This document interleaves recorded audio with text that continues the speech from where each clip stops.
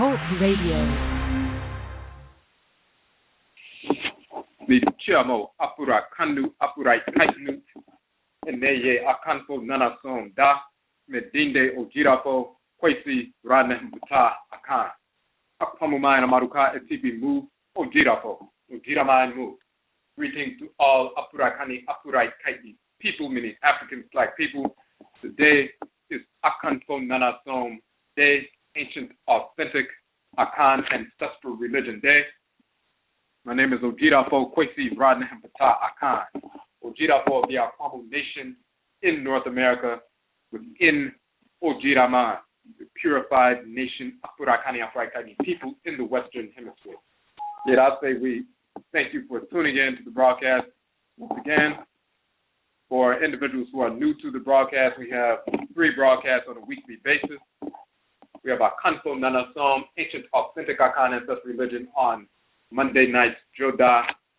We deal specifically with the Akan expression of Nanasom or Apurakani Apurakani Ancestral Religion, African Ancestral Religion, specifically with the Akan expression on Monday nights, because we are Akan, but also because of the misinformation being propagated regarding Akan religion, Akan philosophy, Akan culture on the continent as well as in the Western Hemisphere. So we deal with the nature of Nyamewa and Nyame, the Supreme Being, the Great Mother and Great Father, the nature of Nyankumpon and Nyankunson, the Creator and Creatress, grandchildren of the Supreme Being. We deal with the nature of the Abosom, the deities, the nature of the Nananom, Nsamafo, the spiritually cultivated ancestors and ancestors, the nature of our relationship to them, the nature of our Okra, soul, divine consciousness as a divinity dwelling in the head region of every Apurakani individual and Apurakani people only. And we deal with the different aspects of the cosmology, culture, and so forth, philosophy, ritual practice. We also talk about our ancient ancestral culture born of our blood circles wherever we were forced into the Western Hemisphere. Akan people originated in ancient Khanat, which is the title of Nubia. Khan meaning first and foremost from the beginning. The Khan land, Khanat land is a title of ancient Nubia, Sudan. When we migrated from ancient Khanat, Nubia, some settled Kamit, some migrated west after the fall of Kamit to reestablish the Akan or Khanat empire in the western part of the continent. It becomes known as the Empire of Ghana, which is Khanat, the ancient Nubian or ancient Khanati empire. A couple of thousand years ago, some of us migrated from that region to reestablish Akana civilization in the forest belt, in the regions of what is today's Ghana and Ivory Coast. About 1,000 years ago and a few hundred years later, some of our people were captured from those regions and forced into North, Central, South America, the Caribbean, and Europe during the Mmusuo Kese, the Great Perversity, the Enslavement era. And therefore, we brought our Akan ancestral religious practices with us, and they manifest wherever we were forced into the Western Hemisphere. In South America, in Suriname, for example, the Akan tradition is called Hwinti, from the Akan term Hwinti. In the Caribbean, amongst the Maroons in Jamaica, you find the Akan tradition popularly referred to as Obia, coming from Obai in the Akan language. And in North America, the Akan religion is popularly referred to as Hoodoo, the Akan religion in North America. And of course, we published our book, Hoodoo People, Apurakanu, Apurai Kaitnu, Africans in North America, Akan custodians of Hoodoo from ancient oohn-dooh land, Khanit, Nubia, the title of Khanat or Khanit, Nubia, another title of that ancient land is the oohn-dooh land and the people of the oohn-dooh people. So we show in that book that the term hoodoo is an Akan term referencing root work, root medicine, and so forth. It's also a term with the same definition you find in the language of ancient Khanat and Kamit, ancient Nubia and Egypt, and so forth. Same language, same term, same meaning, same people. So this is what we deal with on Joda Monday night. On Abenada Tuesday nights, we have Ojira. Ojira means purification.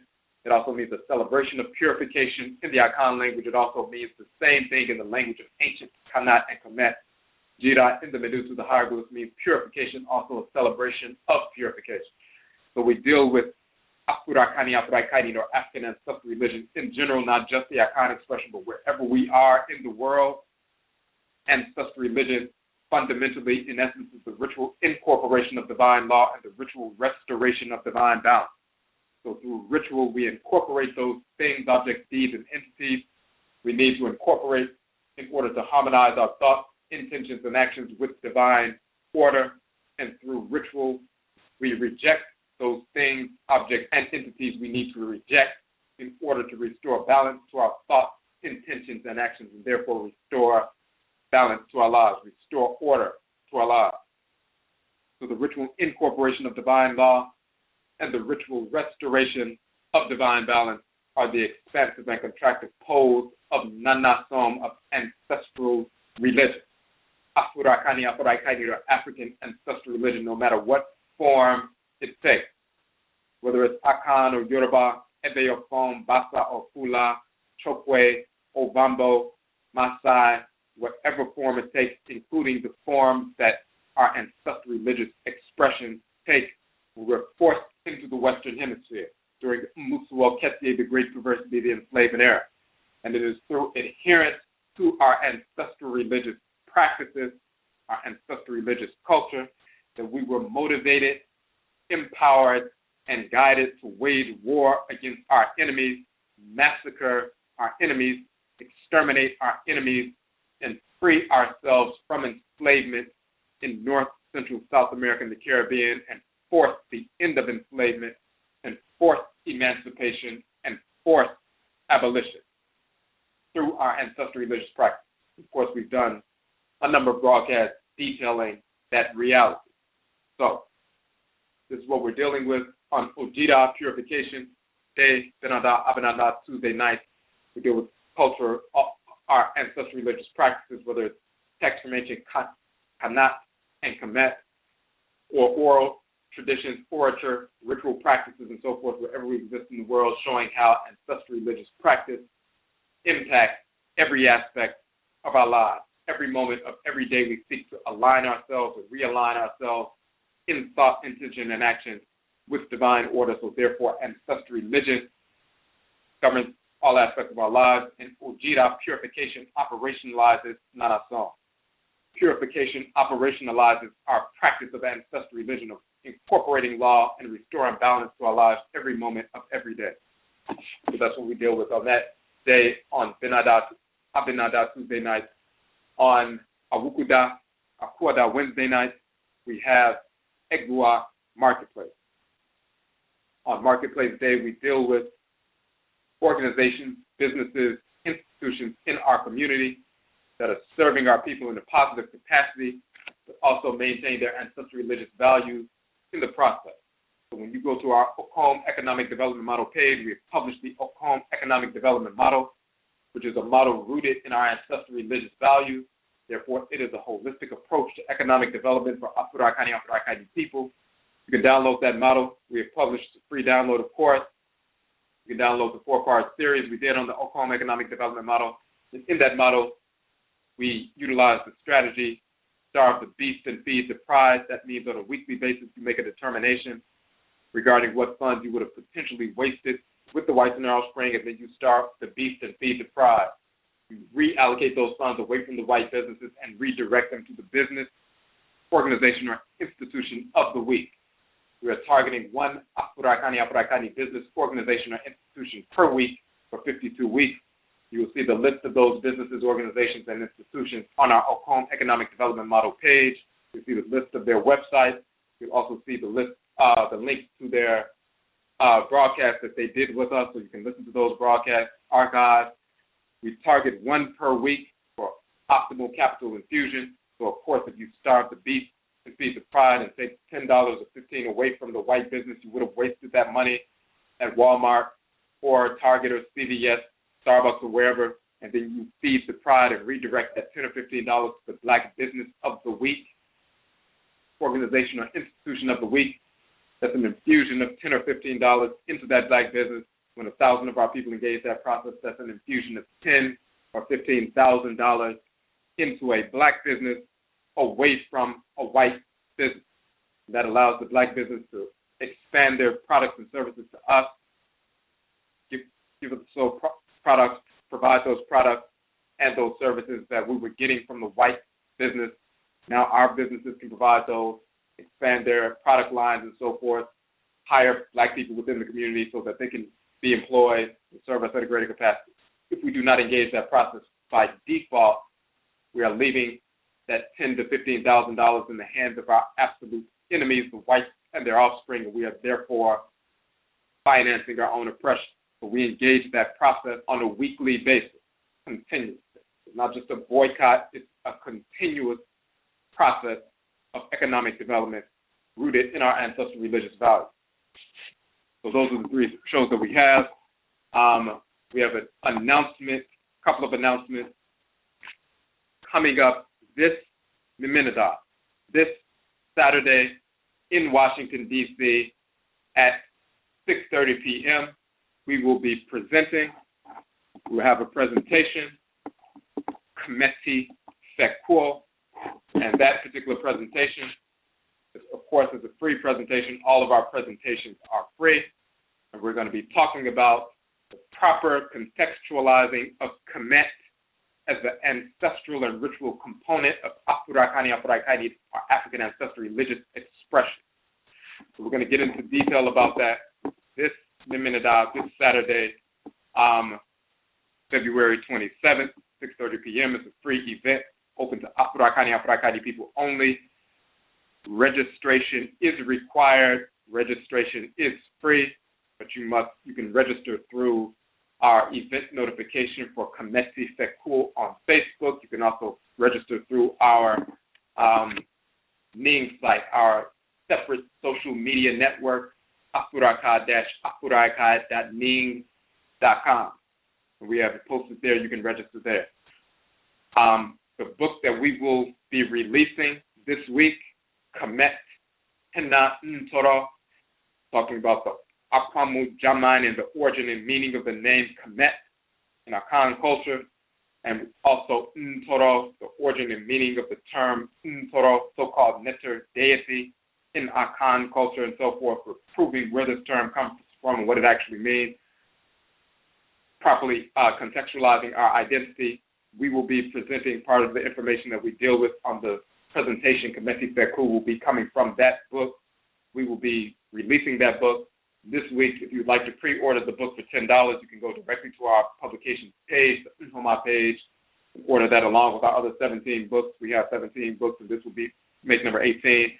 That book, the softcover version, we will be giving away a free copy of that book to everyone who attends the event on Mmusuo on Saturday. And just as we do with all of our events, wherever we have spoken in any city around the country, we do not charge an admissions fee to come into the event. And we also give away a free copy of one of our books, the book that we are speaking on, to everyone who attends the event. So you come to a free event, and you also receive a free copy of the book, so you can leave with something to study. We've given away over 800 free books in various cities around the country, and we want to keep that process going, that paradigm going. That is the manner in which we operate, and that's consistent. It's not just a one-time thing. This is what we do wherever we go. We've been doing that for a couple of years, so in this fashion.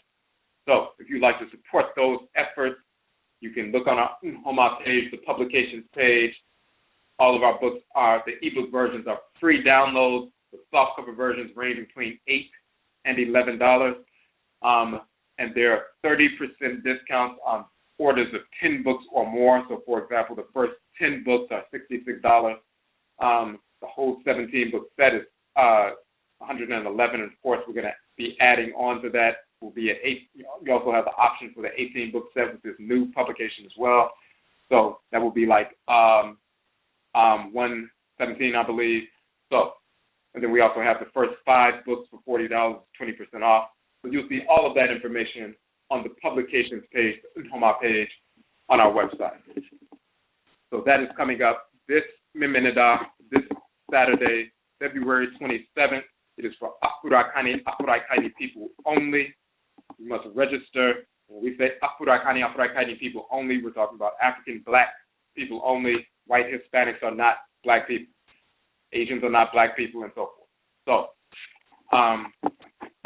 the next, the only other announcement we have before we get started is on March 20th, which is actually a Sunday. March 20th, we are having our first annual Etchi Sign Afurakani Afurakaini African Ancestral Religious Reversion Conference here in Washington, D.C. This is an all-day conference from 11 a.m. to 7 p.m. If you would like to attend the conference, you must register as well. We have the link on the website, and we can put the links in the chat room also. The conference is free. Once again, it is free and open to Afurakani, Afurakaini people only. We'll put the link in the chat room right here. So you can go to the webpage. You can download the information. You can register through that link on the webpage. We're going to have a number of presenters dealing with Etchi Sign Ancestral Religious Reversion. We do not engage in conversion. Religious conversion is really pseudo-religious conversion. To convert is to transform someone into something. When we deal with Etchi Sign, Etchi means back, sign means return, Etchi Sign means to return back. We're dealing with reversion, ancestral religious reversion. We're reverting back or returning to our original pristine state, dealing with our relationship to the actual forces in nature that govern our spirit bodies, govern our lives, that are connected to our blood circle, that we are born into the world. It has nothing to do with belief. It has to do with actual reality, actual fact. So we're going to be dealing with Etchi Sign Ancestral Religious Reversion. We will be presenting on the Akan tradition, AKANFO NANASOM, ancient authentic Akan ancestral religion, clearing up misinformation that is promoted regarding Akan tradition. For example, people promoting the idea that the Akan tradition or any Afurakani, Afurakaini tradition is monotheistic, which is absolutely false. We'll deal with the nature of the deities, the nature of the ancestral spirits, the nature of the great mother and the great father, and so forth. We'll have a brother and the sister, two different presenters dealing with different aspects of the Yoruba tradition, talking about our ancestral religious traditions born of our blood circles right here in the Western Hemisphere. We have one of our sisters dealing with the Vodou tradition out of Louisiana. Prior to the migration of the Haitians into Louisiana, Vodou was already in Louisiana, so we have a Vodou queen from New Orleans who will be coming out to present on that ancestrally inherited Vodou tradition, born of the blood circles of our people. We'll be talking about the Akan tradition, inclusive of Hoodoo, born of the blood circles of our people right here in North America. And the Yoruba tradition, the brother Sa Ara Anke, and as well as Mama Mawusi Ashakir, dealing with the Yoruba tradition in different aspects, born of the blood circles here, and of course, our sister Kalinda Laveau, who the Vodou queen from Louisiana. She'll be talking about her ancestrally inherited Vodou practice out of Louisiana. And we will have a couple more speakers that we will be adding as well. So we'll have about 6 altogether. So continue to check the website. And we look forward to everyone coming out. And you can get that detailed information on the page. Okay, so what we want to do tonight, we have a broadcast, a special broadcast, in the sense we want to go into some more information regarding the Hoodoo tradition. Now, we published our book, Hoodoo People, Afurakainu Africans in America, in North America, Akan custodians of Hoodoo from ancient Hoodoo land, Khanit, Nubia, proving that the term Hoodoo is an Akan term. The Akan term oohn-dooh, which means root medicine, it means medicine, specifically from root, trees, stumps, and so forth. It also means conjure. We also have published on the fact that the term kahn-cheh in the Akan language, kahn means to utter incantations, cheh means to bring forth, so kahn-cheh means to bring forth through the uttering of incantations to bring forth the spirit. Kanche became corrupted into Kanje and Kanje, conjure in North America, but it is the same term we've been using for thousands of years, and we also showed that the term ka means to utter or speak ritually, and che means to bring forth in the language of ancient Kemet, in the Mmusuo and the hieroglyphs. So kahn-cheh has been used since ancient Khanat and Kamit into Akan culture in West Africa, and continues to be used to refer to our tradition here in North America. Sometimes the tradition is called hoodoo, sometimes it's called conjure, but it's really kahn-cheh. The Akan term kahn-cheh. We've published on that. We've published on the origin of the term hoodoo and the Oduma-fo, the root workers, root doctors, and so forth. The Oduma people, the Oduma-fo, the group of people who are Oduma, the Hoodooman, Hoodoowoman, as it's pronounced in English, that is Oduma-fo, the priests and priestesses, healers, healeresses, ritualists, and so forth, in the Akan tradition. So we have a priesthood and priestesshood with the same title.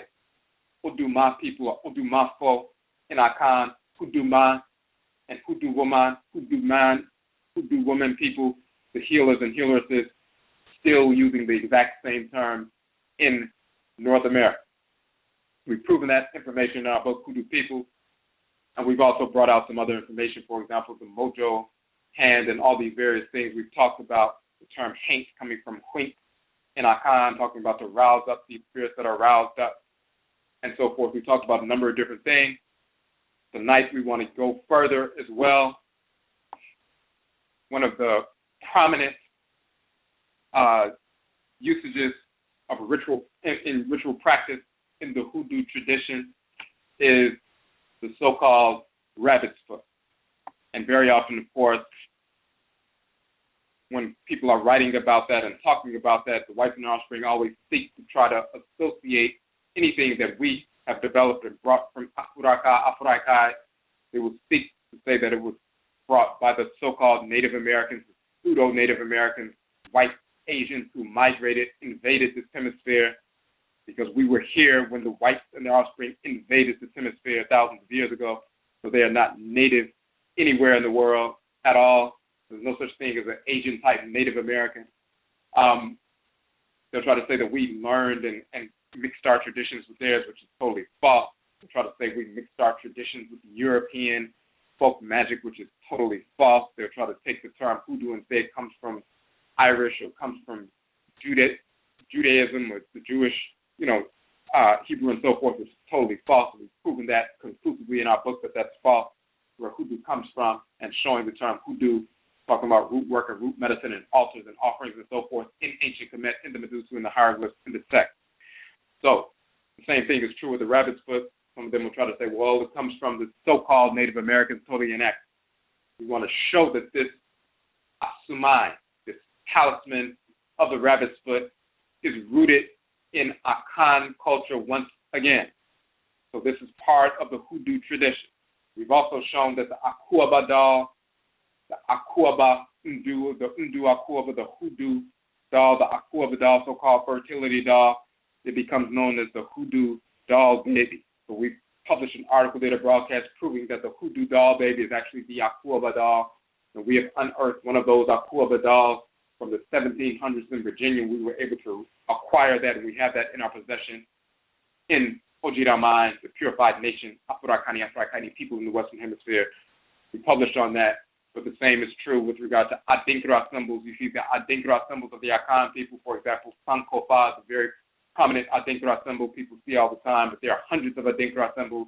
And when you go wherever we have gone, we're forced to work with regard to enslavement anywhere in the South and the Southeast and the North and on the coast and so forth, you'll see that in the ironwork and the woodwork and so forth, you see these Adinkra symbols all over Mississippi, Alabama, Louisiana, Washington, D.C., North and South Carolina and so forth, into New York, in the ironwork, windows, doors, porches, wood carvings and so forth, because we continue to transmit our culture. We talked about the Kankye cloth, the strip weaving. We continued that practice with the strip weaving and the strip quilt and so forth here in North America. So every aspect of Akan culture that you will see, you will find it in the Hoodoo tradition, including the day names like Kwesi and Kojo and Afua and Afia and Akotsuya and Esi and these various names. You will find variations of these names and their Mbrane, their phrase names, all over North America. We maintain those names. We maintain our ritual practice. We maintain the practice of possession, spirit communication, various forms of divination, and so forth. And that includes things such as the Asumai talismans used, including the rabbit's foot. So we want to prove that. So we take this information away from the white snarl springer, as well as misinformed Afurakani and Furakani people who believe that we brought these things or we learned these things from foreigners, from aliens, from the white snarl springer, which is inaccurate. So we will show tonight, and we're going to go into some of the Anansi Sem, which are Anansi stories in the Akan tradition. We'll show who this mammal is. Now, in America, since the rabbit is more ubiquitous and so forth, it's called a rabbit's foot, but that also includes the hare. But since the hare and the rabbit are very similar, and wherever people are, if they saw a hare, they're dealing with a hare. If they saw a rabbit, they're dealing with a rabbit. In the Akan tradition, we're really talking about the hare. But once we get into North America, we dealt with the hare as well as dealing with the rabbit, and very often in the areas that we were at, we more often dealt with that rabbit, that animal totem. It's in the same family, of course, and carries the same energy. So we were using the rabbit's foot as opposed to the hare's foot typically, but we're still dealing with the same culture as transported across the waters and carried in our blood circles, and we still adapted to where we are and the animal totems in the region. So we're going to talk about the cosmological function of the hare in the Akan tradition and why the rabbit's foot is used. Why is it used for healing? Why is it used for protection? What does it have to do with divination? It's rooted in Akan culture. The hare, or ADANKO, the male hare, ADANKOA, the female hare, in the Akan tradition is a hoodoo, is a diviner, is a root doctor, a root worker, is one who engages in ritual practice and is a divine seer, as well as a shapeshifter and so forth, who transforms. So this has always been part of the culture. So we brought that culture with us into North America, and therefore we continue to use that rabbit's foot or hare's foot, rabbit's foot, in the form of a asumai, a talisman for protection and for healing and for divinatory practices and for seeing beyond the physical, clairvoyance, and various other things. So let's get into this information. Hold on one second. And we'll also show the connection not only to the divinity of the hare and the animal totem of the hare in our Khan culture, but of course you go back to ancient Khanat, ancient Kamit, and the male and female hare divinity, oohn-dooh and oohn-dooh. And we're going to talk about them as well. So this goes back thousands of years, has nothing to do with the white snarl spring, but it's a manifestation in North America, in hoodoo. It's coming directly from Akan culture.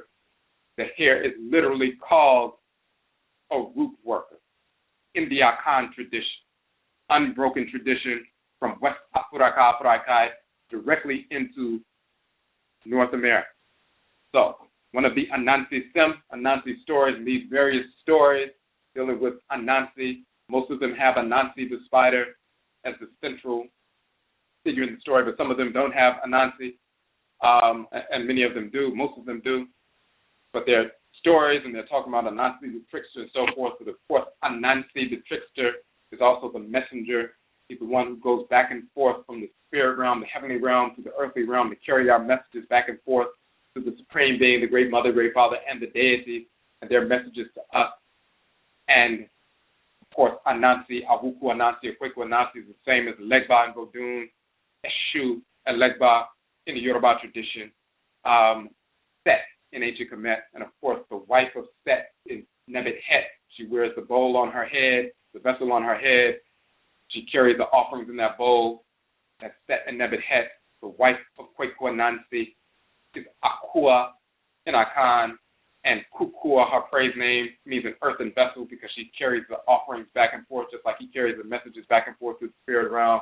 And of course, the wife of Eshu in the Yoruba tradition is called Agberu, and Agberu literally means the load bearer because she's bearing that vessel on her head. So Set and Nebuchadnezzar, Eshu and Agberu is Kweku Anansi and Akua in the various traditions.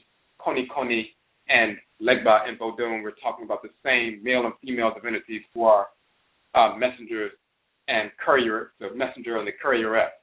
So you'll find Kweku Anansi, he's quote-unquote trickster, but also a messenger and all of that, carrying these stories. He has all of the stories of Nyonkopon and Nyonkonson, or Nyame, as well as Nyamewa and Nyame. They were, all the stories in the world were given to Anansi, meaning he's the messenger. He speaks and tells all the stories. He's the messenger of the Supreme Being, the Great Mother and Great Father. So we have hundreds of Anansi stories, and they carry the wisdom of the culture in an anecdotal fashion, but when you look deeper into the stories, they are cosmological. They are foundational. All the cosmology of the various divinities you will find wrapped up in these various Anansi stories. And of course, many of these Anansi stories end up in North America. So when you hear about not only Brer Rabbit, but Brer Anansi and so forth, and sometimes they say Aunt Nancy, which is Anansi. Anansi is the male divinity. Anansi means spider, but it's his title. Then Anansiwa is the title of his wife, the female spider. So Anansi is coming from Anansiwa, the female spider, the trickster, the messenger, and so forth. So these stories end up in North America as well as the Caribbean and South America, including the famous story about the tar baby and Anansi being, stuck to the tar baby and all of that. You'll find that exact same story in the Akan tradition and so forth. So we're going to go through a couple of these stories to show what is the role of the hair, Adanko, as well as Adankowa, in these stories. So we can show the cosmological foundation of it. Now, first story we're going to look at, and you can get these particular versions. Rattray, Rattray, took down some of these stories over 100 years ago in the Asante region of Ghana, sitting down, listening to the Asante people telling him these Anansi stories. So he wrote them down in English, but he also has the exact Asante translation as well. So you can download quote-unquote Ashanti folk tales by Rattray, Rattray. You can download that on archive.org for free, as well as many other places. And then of course, there are many Ghanaians who are telling these same stories, and there are different compilations. This is just one of many free resources that you can get. But there you find them in different places, in different books, different authors, and so forth. So the first story we're going to read through the story, then we'll show its cosmological foundation. So the name of the story is They Say When You Go Elsewhere, Return Home Quickly. So these stories are teaching a moral lesson, but they also have a cosmological foundation. And that cosmological foundation, typically, the writers and compilers of these stories who publish this information have no idea that they're talking about the same deities from ancient Kemet that we still deal with in Hoodoo today, dealt with in our Akan tradition there. They just think these are stories that give little moral lessons. So, the name of the story, They Say When You Go Elsewhere, Return Home Quickly. And let me make sure we didn't. Hold on 1 second. All right. So, the story says there was once a certain girl called Abena, and her kinsfolk gave her in marriage. She went off to the husband's village and forgot all about her own blood relation. She did not want to come back to her village. Someone else's village was good enough for her. There she was, away from her own home, and her mother died. Again, her father died. Yet again, her grandmother died. She did not return for any single one of their funerals. It would be about 10 years, and yet she never came home. Now, one day, there was Abena when a bird came and stood on the house and said, quote, Abana's mother has died, father has died, grandmother has died. The guns are firing, pom pom, are firing, pom pom, are firing, pom pom. The drums are beating, kun kun, beating, kun kun, beating, kun kun. The women are weeping, yo yo, the weeping, yo yo, weeping, yo yo. Abana's mother is dead, father is dead, grandmother is dead. Now this is what the bird who alighted upon the top of the house was crying out when the bird was singing. This is what the bird was actually saying in his message, but Abana just heard the bird singing and didn't understand what the bird was saying. So Abana said, what kind of a matter is this? Not long after her husband came along, she told him what had happened. And again, the bird cried. The husband said, I do not quite understand, so I shall go and call the ADANKO. ADANKO is the term for the hair. He didn't understand what the bird was saying. Abana didn't understand what the bird was saying, so let's go call the ADANKO. Let's call the hair. So he called the hair. He called him and made him come, and again, the bird lifted up his voice. And the bird said once again through his cry, through his song, quote, Abana's mother has died, father has died, grandmother has died, the guns are firing, the drums are beating, beating, beating, the women are weeping, weeping, weeping. Abana's mother is dead, father is dead, grandmother is dead. The ADANKO, the hair, said, one of my ears has heard, there still remains one. And the bird cried again, Abana's mother has died, father has died, grandmother has died. The drums are beating, the guns are firing, the women are weeping. Abana's mother is dead, father is dead, grandmother is dead. The ADANKO said, he said, your mother is dead, your father is dead, your grandmother also is dead. Now Abana placed her hands upon her head and wept. She wept to her mother and her grandmother and her father. She set out and came to her village, but her home was desolate. That is why they say, if you go on the road, cut it short. For Abana did as has been related and allowed all her kinsfolk to die in her absence. So that's the end of that story. So she didn't go home after over 10 years. Mother, father, grandmother died. She had no knowledge of that. And then the only message she got was the bird coming to bring that message. The key here is, of course, on a mundane level, and of course back then they would not have, smartphones. They were not able to communicate once they left home. But keeping in contact with your relatives, with your matriclan relatives, those who you come through, when calamities befall the family, then you're in connection so you can learn, you can understand, and you can support in various things and so forth. If you separate yourself and just go with your husband or wife and so forth and separate for years and different things take place and you're not there to support, and then the Enslavement, when they make their transition, they will not be there to support you. That is inferred at the end of the story.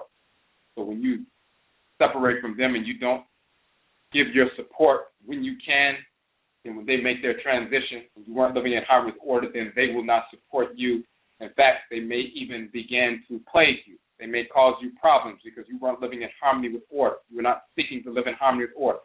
If they were living in harmony with order while they were alive, and I'm not talking about people who were not living in harmony with order, but if they were living in harmony with order when they were alive, then they make their transition, the ancestral realm, their responsibility is to guide you through your living in harmony with order on a regular basis. But if you were abdicating your responsibility, then there can be a problem. That is inferred at the end of the story. The key here, however, for this particular topic is that, number one, when the bird comes and talks about her mother has died, her father has died, her grandmother has died, most people reading the story are just saying the bird came and gave that message.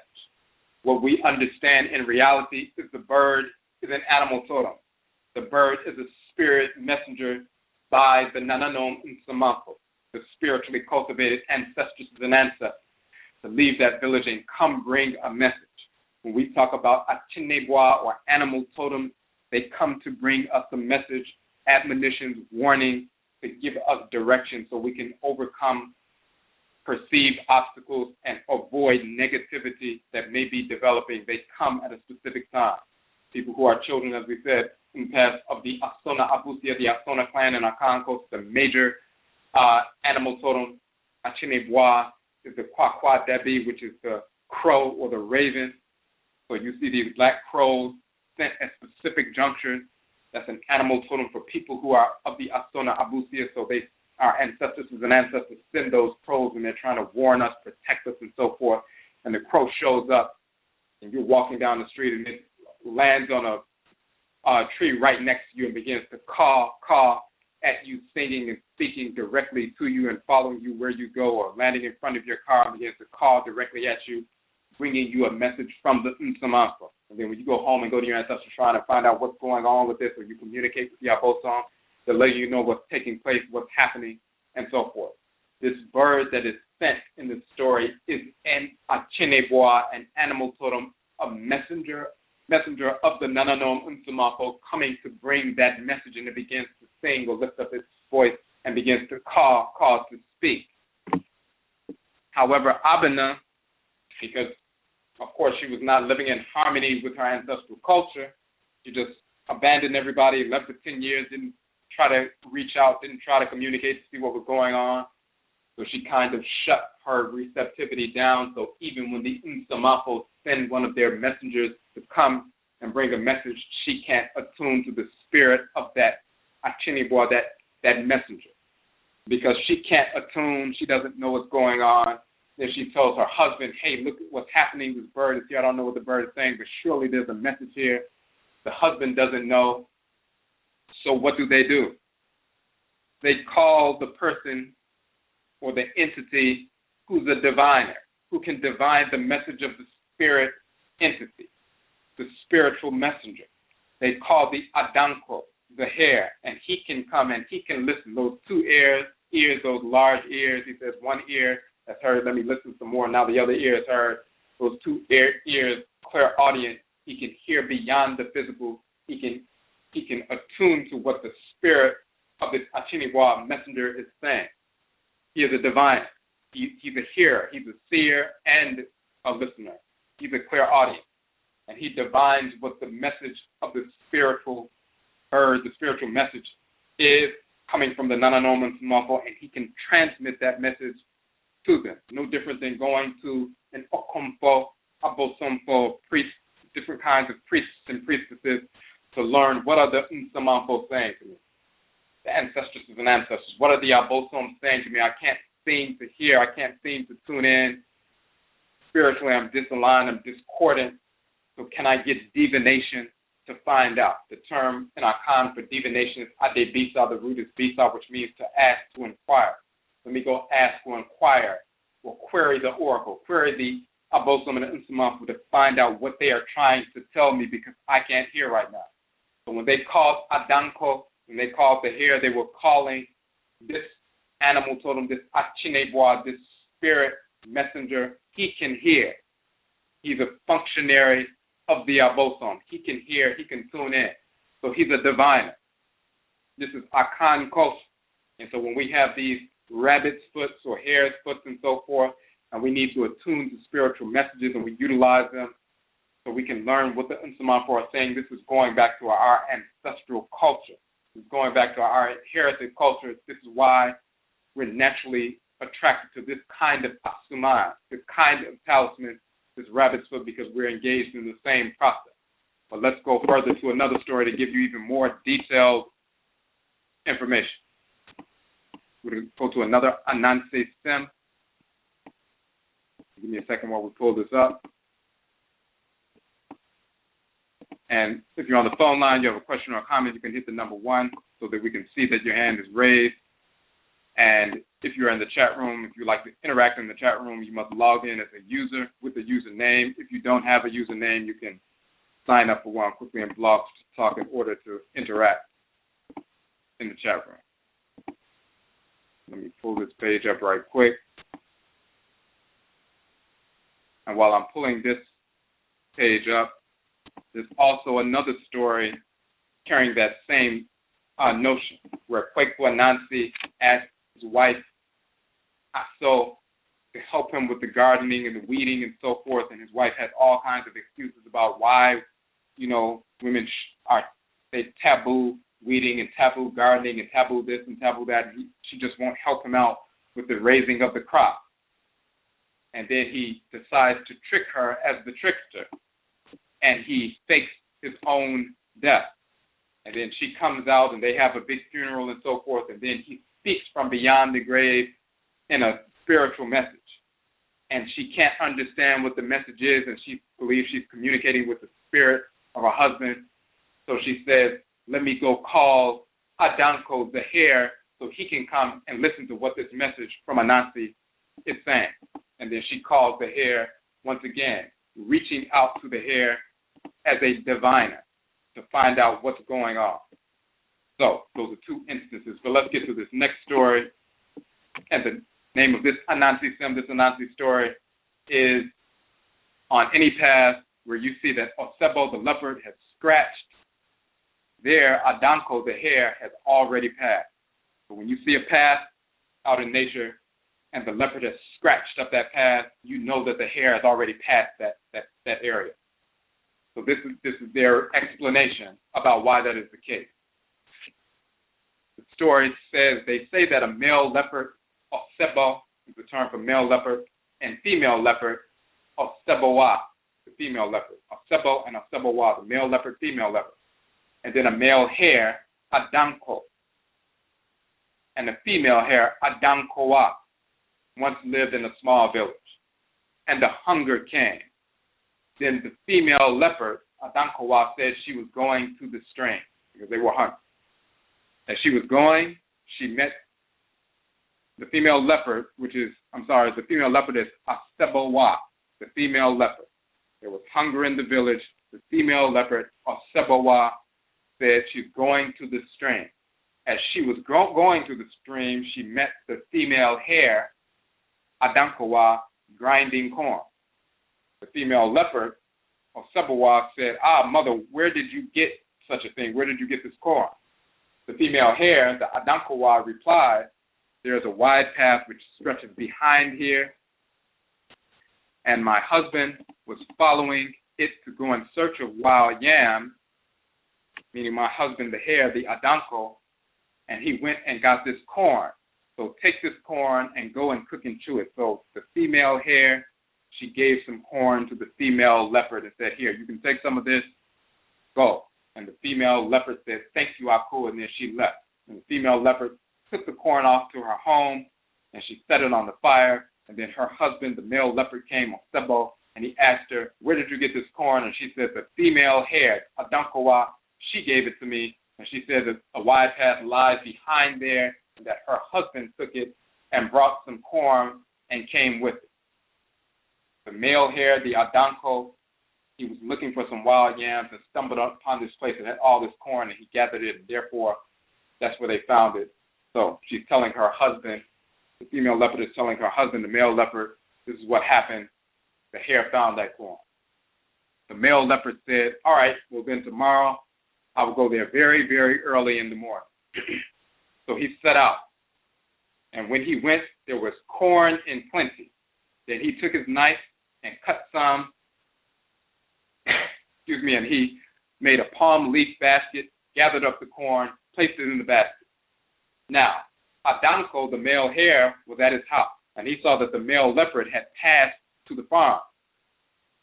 And once he too set off, he's wondering, what is the male leopard doing over here going to this farm? And once he saw him go to the farm, he's trying to figure out what is he doing. So the male hare went off after him. He came to the end of a town. The male hare came to the end of a town, and he transformed himself into a duike, which is a form of antelope. He saw that half of the corn was rotten at this end of the town, and half of it was not yet rotten. So then he moved on, traveled further on.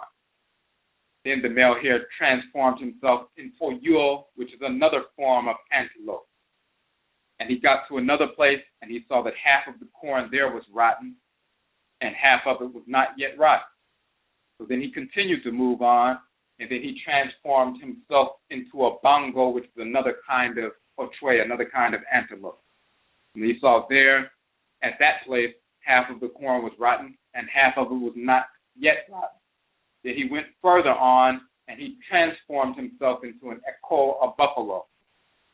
And when he got to that spot, the whole of the field of corn was fresh. Now, the leopard came. He was coming along, and he was carrying the basket and the corn on his head. And he came and he met the buffalo. And to him, this was a buffalo. But it was really the hare who had transformed him into a buffalo at this specific region. So he came and saw the buffalo. And the leopard, when he saw the buffalo, he said to himself, a famine will come, but it has not yet become severe, yet these beasts are dying. So he passed by it, he passed by the buffalo, and he kept walking. And he went to another further region, and he came upon the bongo, because the hare had run ahead of him, and he transformed himself into the bongo once again. And the leopard passed by the bongo, which is another form of antelope, and he continued to travel. Of course, the hare ran in front of him once again, and of course, when we talk about the small mammal, the hare, the fastest animal on earth is the cheetah. The fastest large mammal on earth is the cheetah, can get up to 80 miles per hour and so forth. The fastest small mammal on earth is the hare.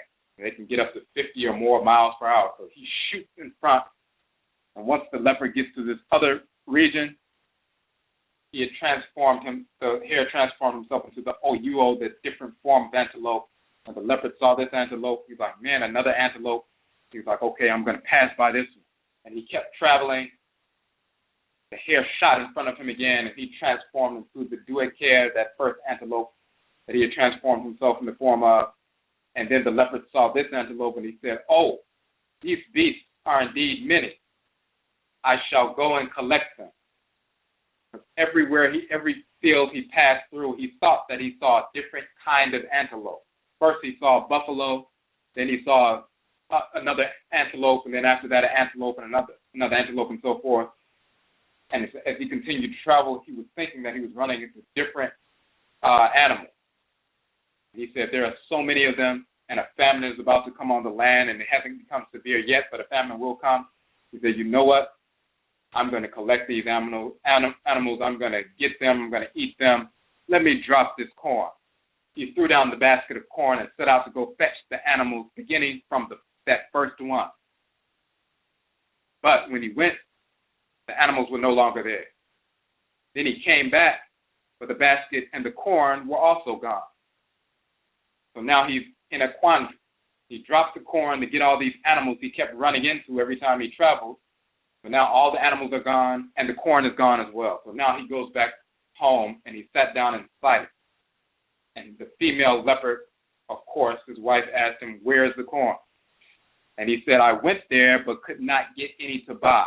Now the female leopard went off to the stream, and there she met the female hare, and the female leopard said, all I have to say is that yesterday my husband said that when he went, he did not get any corn to buy.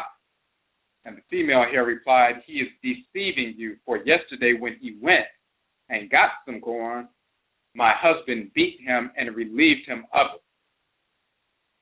The female leopard set off home. She informed her husband, saying, well done, well done, well done, sarcastically. You said you went and didn't get any corn. Well, it was that hare, that ADANKO, that male hare, who beat you of the corn and took it out of your hand. And the male leopard was like, who is this hare? Who is the ADANKO? Who is the hare? Because he had never seen the hare. All he saw was the buffalo and the different forms of antelope, and didn't realize that was a hare who had transformed himself into that. To make him think that there were all these animals standing around dying, and make him desirous of consuming them instead of consuming the corn, so that the hare could go and get that corn once again. So he said, who is this hare? Tomorrow I shall go and have a fight with him with sticks. Now, the male hare sat at home, and he heard this.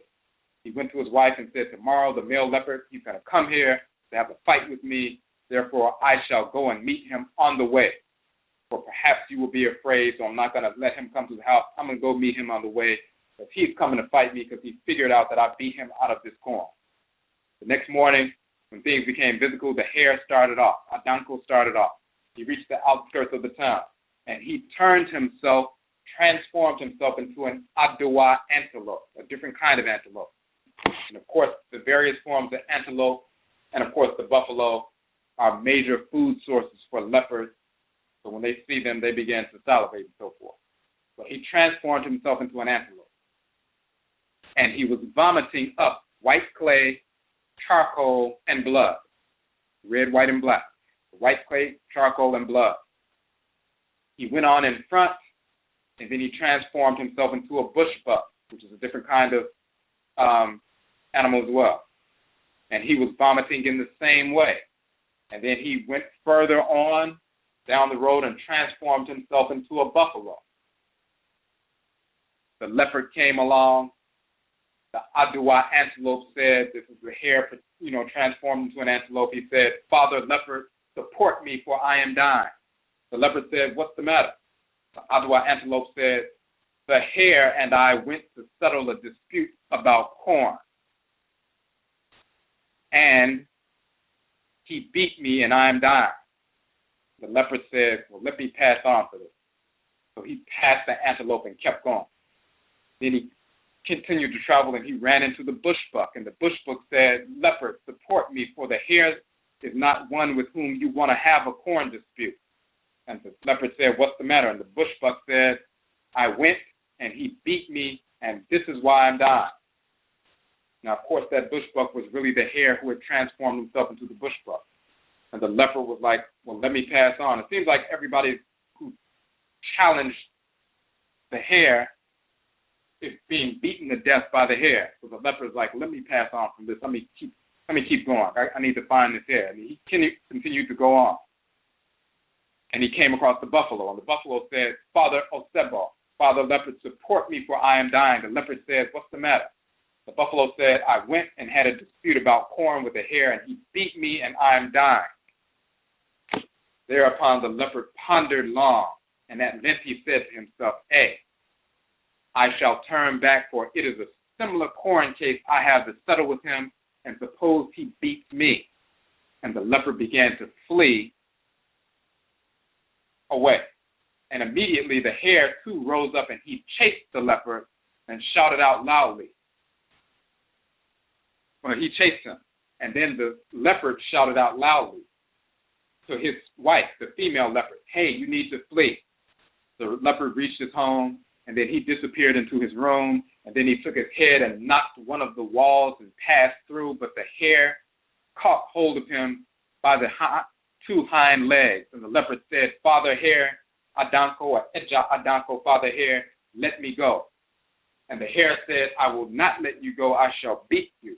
And the leopard said, I implore you, don't beat me, but give me the gods and goddesses, give me the abosom to drink, and swear upon that any path you will follow, I shall come and clear it. And that is why when you take any path at all and see that the leopard has scratched there, you know that the hare has passed that way. So what he's saying is, whenever you see a path that has been scratched by a leopard, you know the hare has already passed that path and the leopard scratched and cleared that path. And they're saying the reason for that is because the leopard was so fearful. He thought the hare was going around beating all these big animals because of a corn dispute. The leopard was so fearful that when the hare caught him by the hind legs, he said, please don't beat me. In fact, give me the abosom to drink, and swear upon that any path you will follow, I'll come and clear it. What are they saying here? Number one, the ADANKO, the hare, is a shape-shifting animal transforming himself into different animals. He's a spiritual entity who can transform into different animals. If you look at the name ADANKO, the root dine or odine means to transform, to change, to alter. So, for example, when you look, so we already talked about the hair being a diviner. He's clairaudient. He can hear the speech of the spirits and communicate with the animal totems and communicate to you what the spirits are saying for your own protection, for your own guidance, for your own healing. Now we're talking about a story of the hair, the ADANKO, being a shape-shifter, a transformer. He can transform, shape-shift into different animals in a spiritual fashion. So if you look at the term ADANKO, Odain in the Akan language means to turn, to give another direction, or inclination to change, to alter, but it also means to turn, to transform, to change into, to become by sudden transformation. And one of the references or examples of that, for example, in the Akan Asante Fanti dictionary, is Obayifo Dain Neho Osebo. What that means is Obayifo, the witch, Odain Neho Osebo, transformed himself a leopard. Of course, people who are Abayifo and Ayinfo, quote unquote, witches, spiritually, they shape-shift, transform themselves into different animals to attack people spiritually. When we say Obayifo, Dain Neho Osebo, that means the Obayifo, the quote unquote witch, has transformed him or herself into a spirit animal to attack. That's just an example of the term Dain, meaning to transform in a sudden fashion, to change, transformation. And the Odain is the root of Odain Ko. Ko means to go.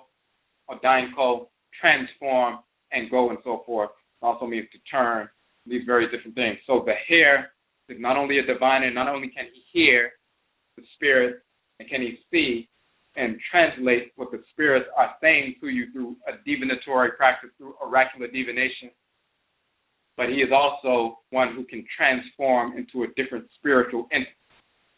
He's a quote-unquote shape shifter. So he has that capacity. And then when we grab that rabbit's foot or hare's foot for protection, for communication, for knowledge of what the spirits are doing, and to also see and also to be able to hear and utilize that asuman, that talisman, you have it on your shrine and on your person, and then you begin to see, and you can also engage that ritual practice of the sum leaving the body and so forth. The whites and offspring call that astral projection. Of course, in our culture, the sum separates from the body very often during the sleep state, but then when people get possessed, sometimes that happens as well. So there are different things that deal with that. We're talking about transformation. It's been part of our culture for thousands of years. But we're going to go further and give another feature, function of the ADANKO of the hair and its functioning with regard to medicine.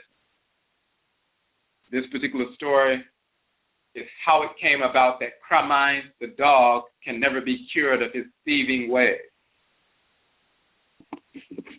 Hold on one second.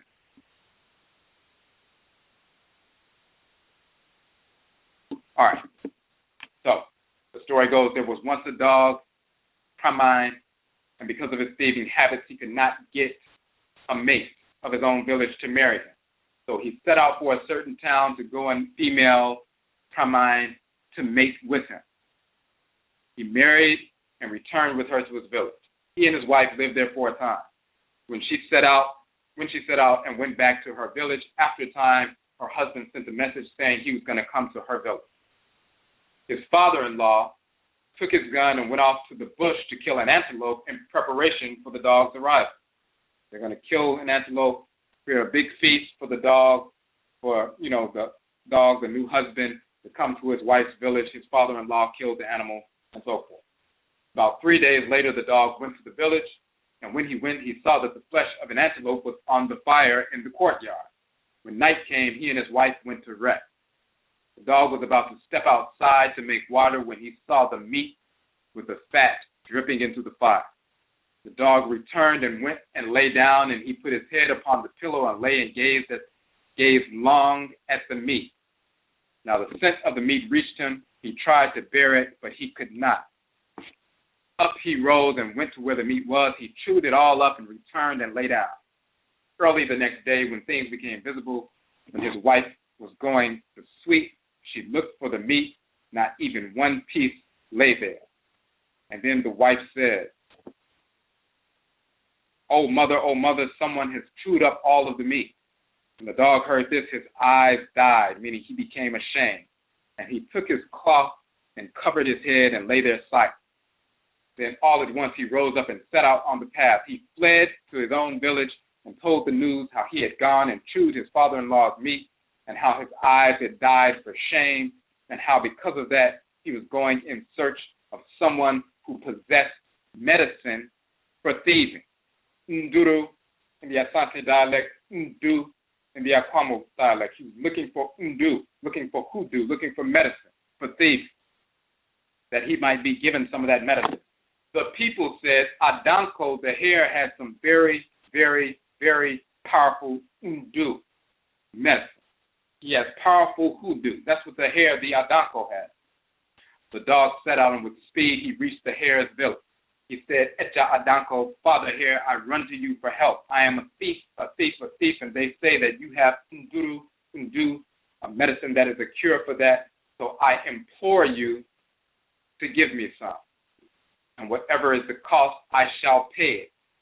Now, I want to say in the previous piece, when we were talking about when the leopard was caught by the hare, and the leopard said, please don't beat me. I will drink the abosom and take an oath. When he's talking about drinking the abosom, the word abosom, deity, but then it's also used for a potion that people drink to make an oath. And if you make an oath against that potion, you're making an oath under the direction of the divinity. And if you cross that oath, you will either die or suffer serious illness or from insanity.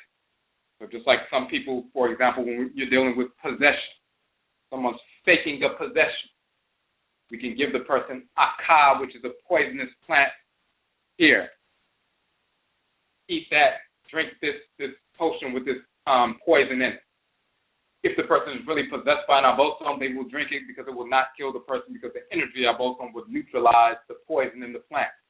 But if the person is faking a possession and you say, here, drink this aka, then they'll start hesitating. When somebody starts hesitating because they don't want to drink that poison, you know they're faking a possession, and people attack them for faking that possession because they know if they drink it, it's poison and it will kill them.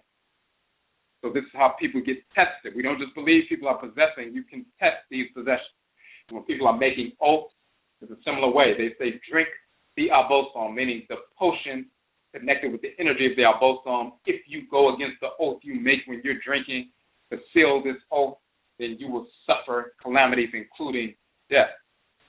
So the Osebo, the leopard, thinking that the hare was going to beat him, he said, listen, I will drink the abosom. Give me the abosom to drink, and I will swear this oath in regard to you and our relationship and so forth. Why was he telling the hare, give me the abosom to drink? Meaning giving me this potion, give sacred medicine to drink so we can seal this oath, so we can have a good relationship from this point on. Because the hare is a medicine maker, root worker, root doctor, and so forth. He makes the medicine. And then we come to this story. The dog wants medicine to overcome his thieving ways. The people say, go to the ADANKO, go to the hare, because he has very, very, very, very, very, very powerful, strong oohn-dooh medicine. And they use the term den. Den means strong or hard. Den means very, very, very strong or hard. And they say his oohn-dooh, his medicine, his oohn-dooh or hoodoo is very, very, very strong for the hare, the ADANKO. So he goes to the ADANKO. He says, Echa ADANKO, Father Hare, I run to you for help. I am a thief. And they say that you have oohn-dooh, you have hoodoo, you have medicine. For that, so I implore you, give me some, and whatever is the cost, I shall pay it. And the ADANKO replied, it is true, I have some. So go and bring me some pig's meat. The dog set out and went to a certain village and got one hind leg for Oduma-fo's weight of gold dust and came back with it. He got a hind leg of meat. The ADANKO cooked the meat and cut it up and fitted it on little wooden skewers, and he ground down peppers and salt and onions and rubbed it into the meat and placed it on the fire.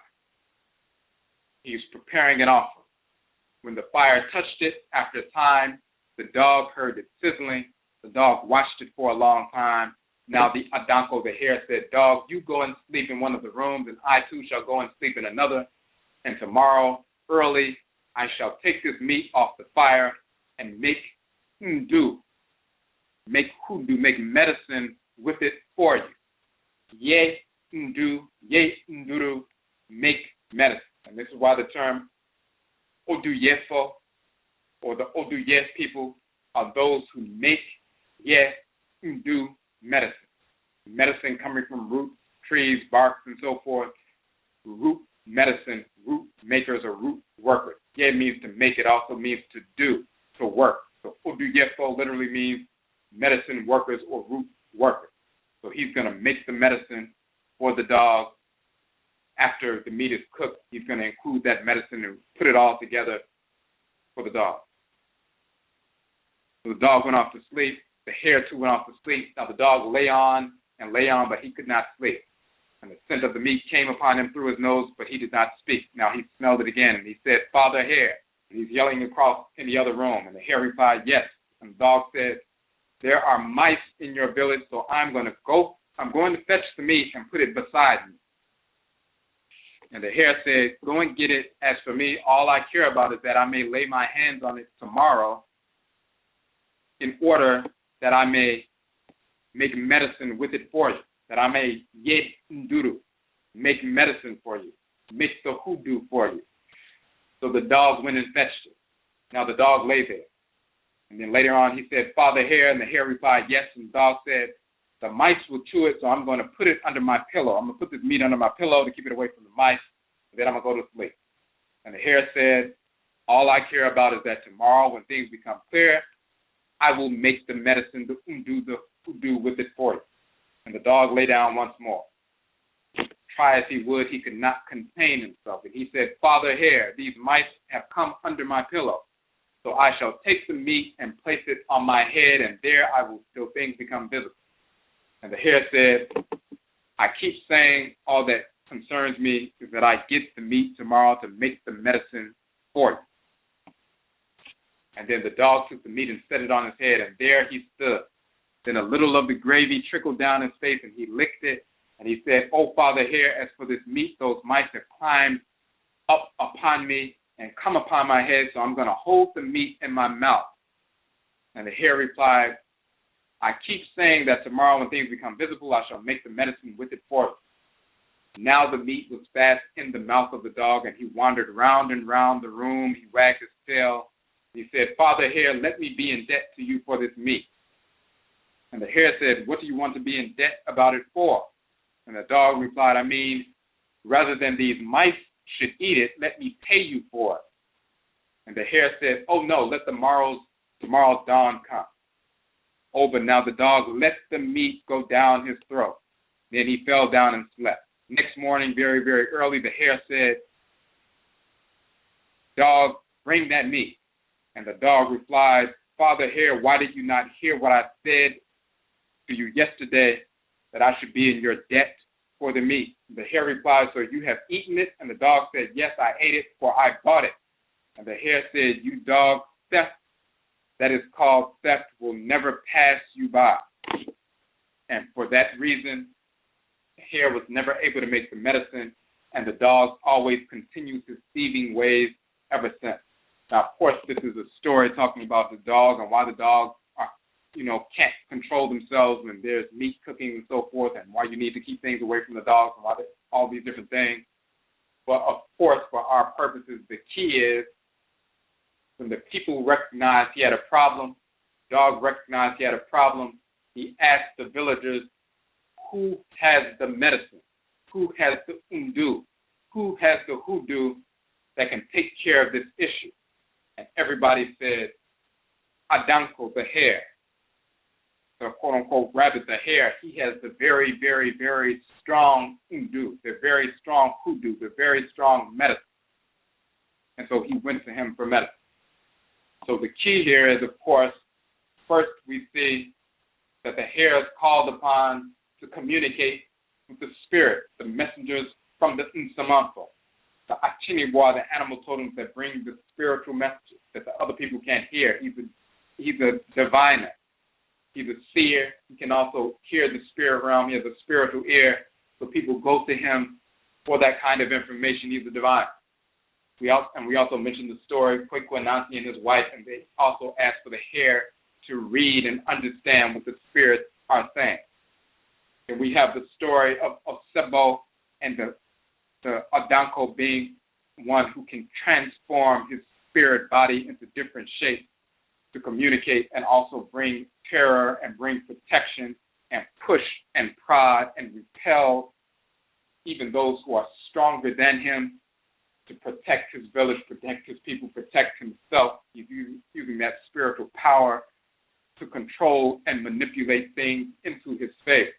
And then you find, once again, that the hair in this particular story of the Anansi Sim, he is one who has the very, very, very the very, very, very strong oohn-dooh, the very strong medicine, the root medicine, that which can conjure spirits and protect and so forth. So he's a shape shifter, he's a diviner, he's a root worker, root doctor, and so forth. He's making the medicine to heal and all of this.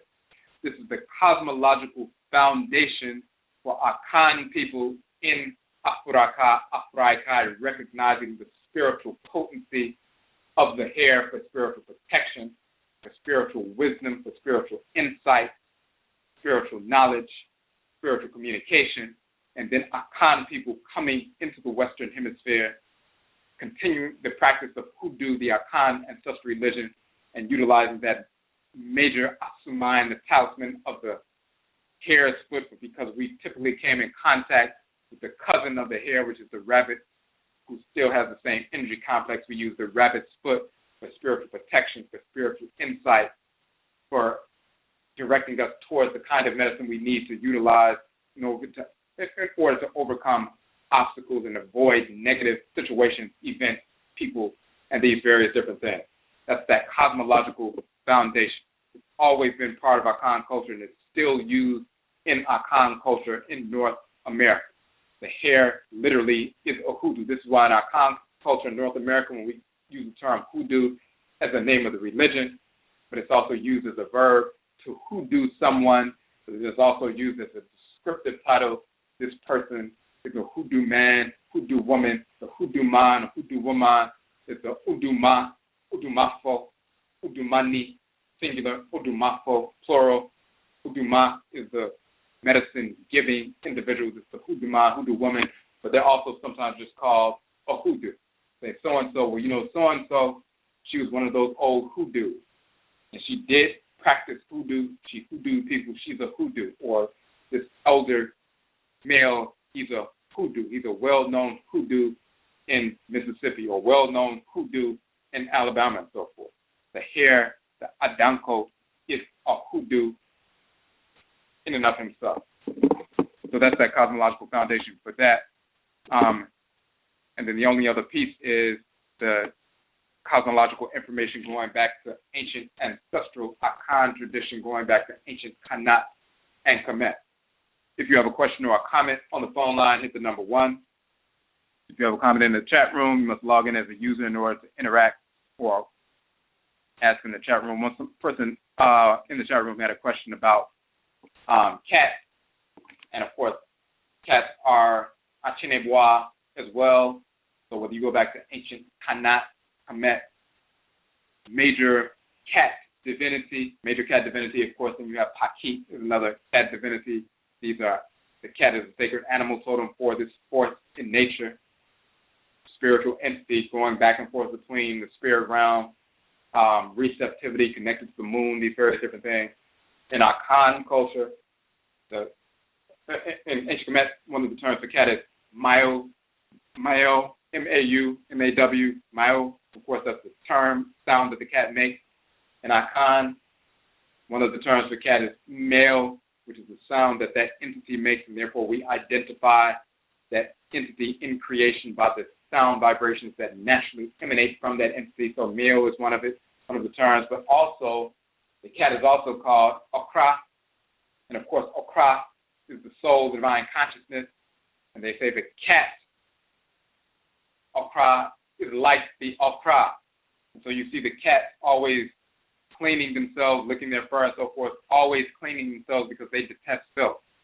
And so they're called Okra after the name Okra, which is the soul, the divine consciousness, the divinity that dwells in your head region, that pure entity that only leads you in harmony with thoughts, intentions, and actions that are in harmony with divine order. It's pure. When you see mummified individuals, that's a representative in that sense of the Okra, that once you're mummified, you're impervious to decay or maggots and everything else. You're pristine, you're preserved, you're concretized, you're crystallized in that perfection. The Ka is the divinity of the Prawa, the soul, the divine consciousness, the Ka, the Kaya, dwelling in the head region, the pure spiritual entity that cannot be polluted by filth and so forth, and is always leading you towards divine order. So the cat is representative of that because the cat is always cleaning itself. It detests filth, or kitty, it detests filth, just like the Okrawa detests filth. And if you engage in disorder or filth and so forth, then the Okra can even be repelled and separate itself from you and separate itself from your head and so forth. So there's a connection there as well. Okay, so hold on one second. Make sure we didn't miss that. Anything else in the chat room? All right, so I'm going to get into this. The only other piece with regard to this is when you look in the culture of ancient Kemet, of course, Akan people migrated, as we said earlier, from ancient Khanat, which is a title of Nubia, the Khan land, Khanat, Khan meaning first and foremost, Khan also meaning from the beginning. It also means to count, calculate, or reckon in ancient Kemet and the Medutu. Then you also, in the Akan language, the term Khan means first and foremost. It means from the beginning, but it also means to count, calculate, or reckon. The people call themselves the Khan people or Khanit people, people from the south, from the front land, the beginning land, the land south of Kemet, the ancestral land. They're also the Khan people, the first to count, calculate, or reckon, dealing with the foundation of civilization. And this is why in the Akan language, the tree language, you look at the root of the name Akan, it means first, foremost, from the beginning. It also means to count, calculate, or reckon, people foundation, dealing with the foundation of civilization. We migrated from ancient Khanat, went to West Africa, reestablished the Khanat or Nubian Empire a couple of thousand years ago, the Empire of Ghana.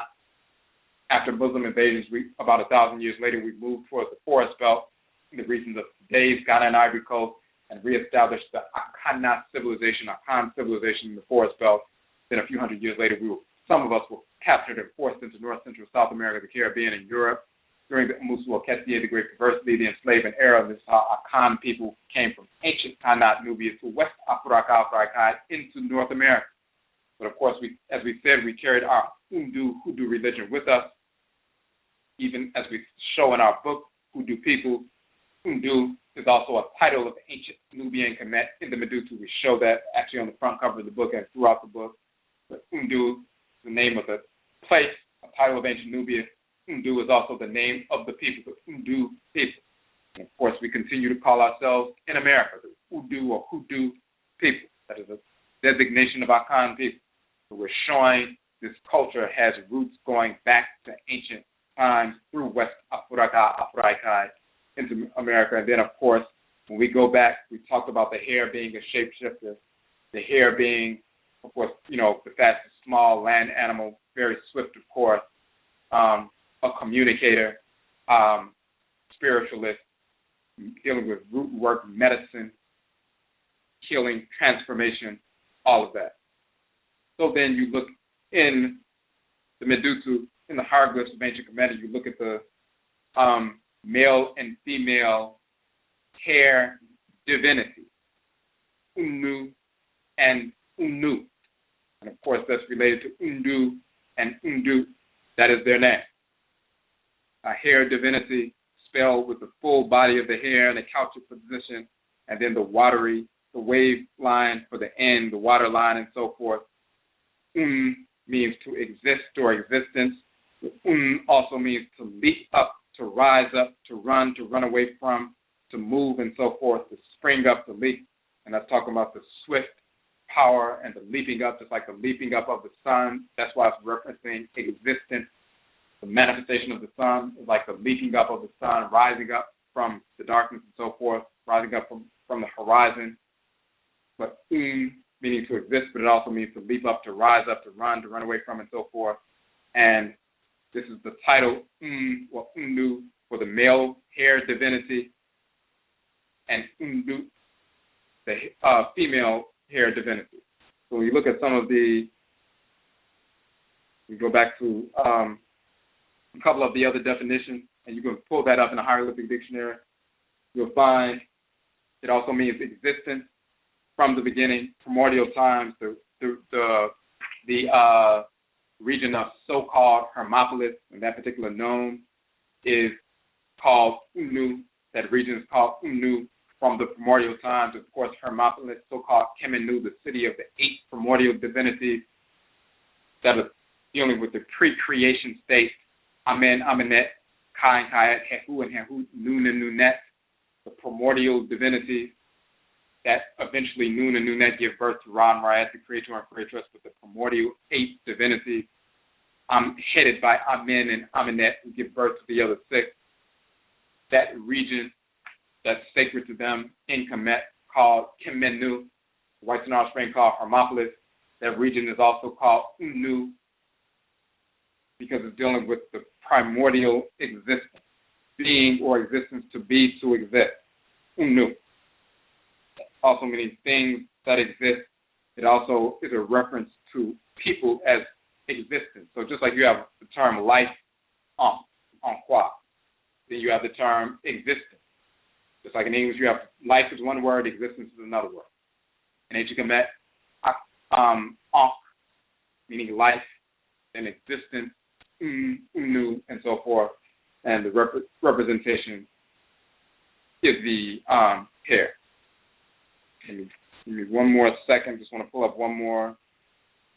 And again, if you have any questions or comments on the phone line, hit the number 1.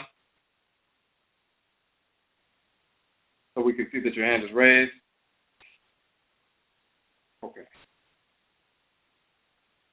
Okay, and that the only other piece was, of course, one of the titles of Alsar is Nefer or oohn-dooh, Nefer. That's talking about oohn-dooh existence, and Nefer means beautiful in the sense of harmonious, a harmonious existence once he rises up, resurrects after dying, and then resurrects, purified, mummified, crystallized into divine order, into a pure body. And he represents what the capacity that we have to purify ourselves and quote unquote mummify ourselves or crystallize ourselves into our culture, so we're no longer subject to being degenerate or degenerating, or for example, the dead body being consumed by maggots and other entities and so forth. But when it's mummified and purified and protected and crystallized, then it's no longer subject to that kind of attack. When we purify ourselves, living in harmony with our ka and so forth, then we become like that oohn-dooh Nefer as well, that pure, beautiful, meaning harmonious existence. Okay. Okay, Michelle on the phone line, number 5532. You had a question or a comment?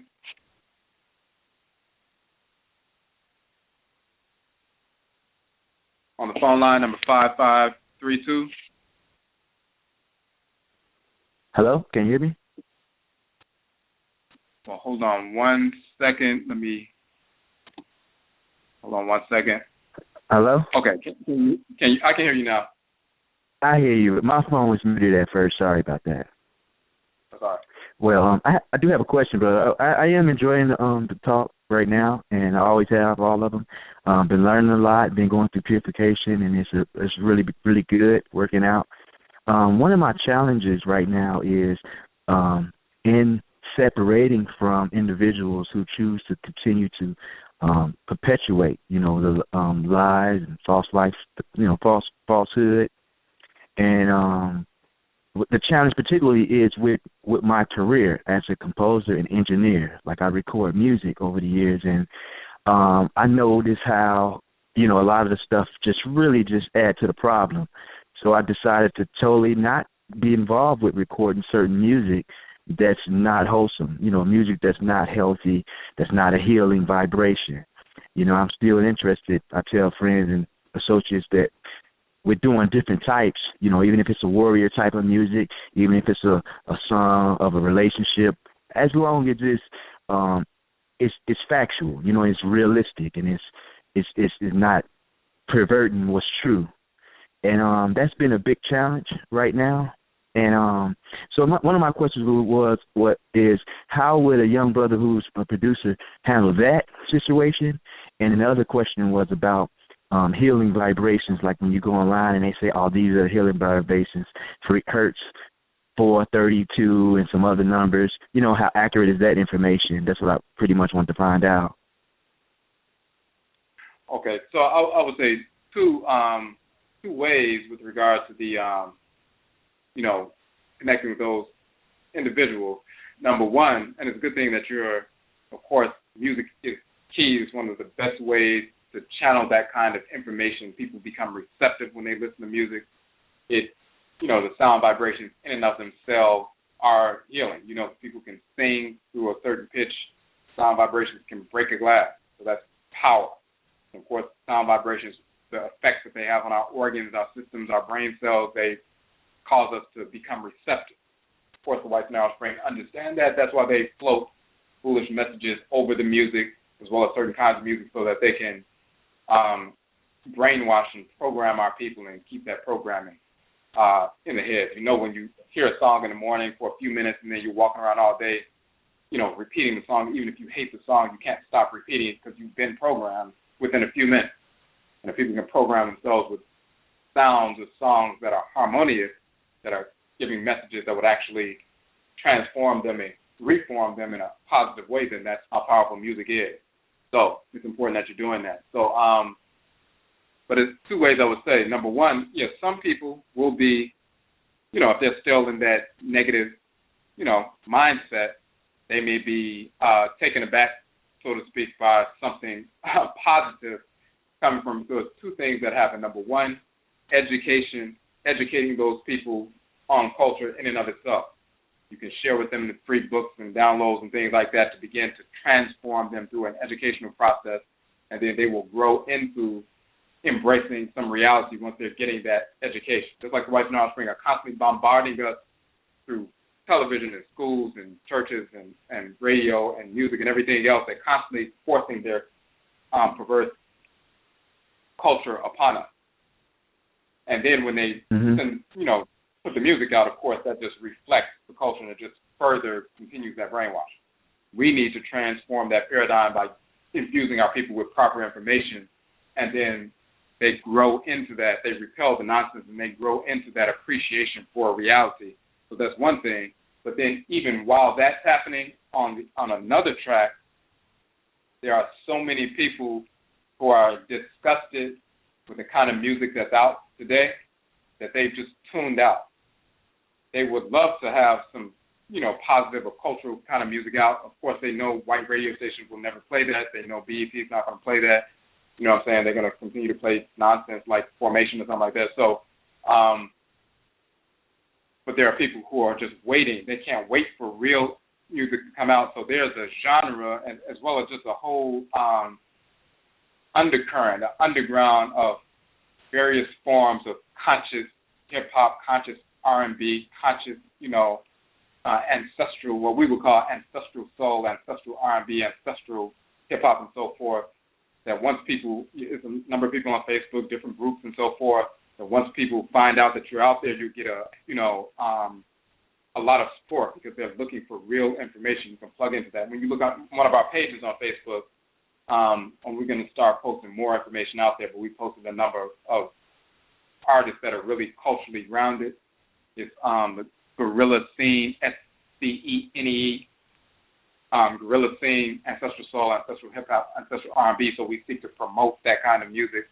But connect with those networks like on Facebook and Instagram and Twitter and things like that, and you come in contact with people who are already on that vibe, you'll start getting that kind of support right away, because there are people out there who are so disgusted with mainstream music that when they find out something is real, they jump on it right away. They tend to support and they tend to share that information with their people as well. Yeah.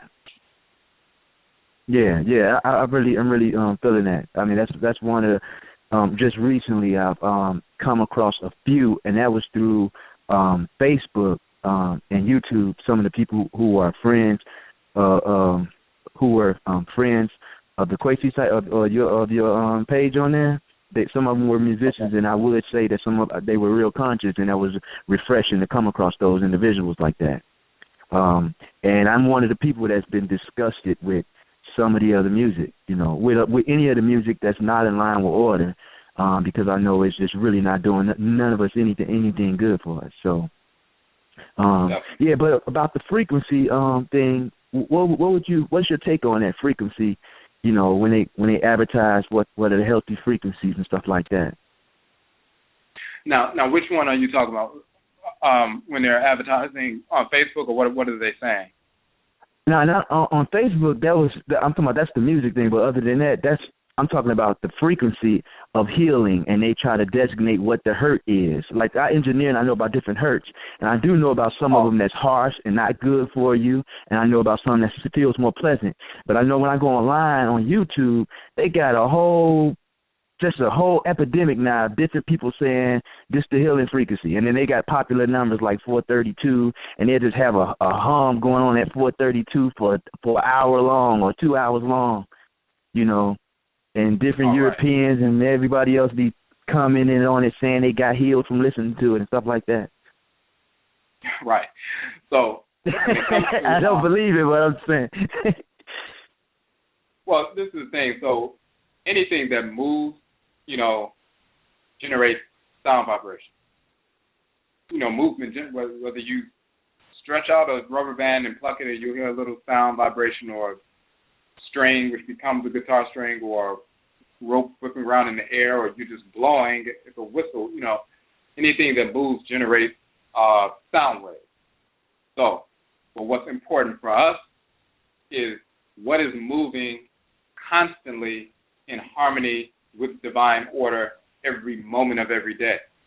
And that's the forces in nature that animate the sun, the moon, the oceans, rivers, atmosphere, thunder, lightning, earth, mother, mountains, and so forth. The forces in nature, the Abosom, Marisha, Vodou, Nzoro, they're constantly moving and animating creation, but they're always moving in harmony with order.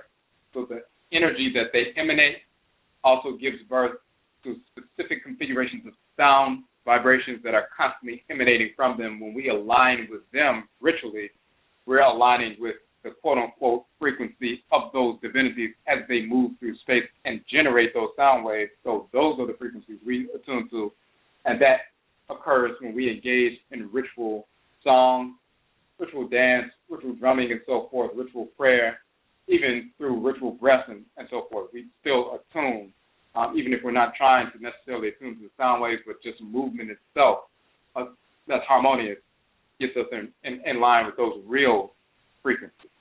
So, why do you not take anything that's moving and just overdo it, and it's not going to connect them to any force in nature anyway? All it's going to be is just some residual energy that's floating around, and they feel a little buzz, and then they call it a healing frequency, which is really not. Yeah, I get that. Yeah, that's what I was kind of feeling and thinking about when I was seeing how online I was just saying this number and got a sine wave, because I've been studying sound waves for so long and know that really just one tone buzzing at a certain level done got nothing to do with healing frequency.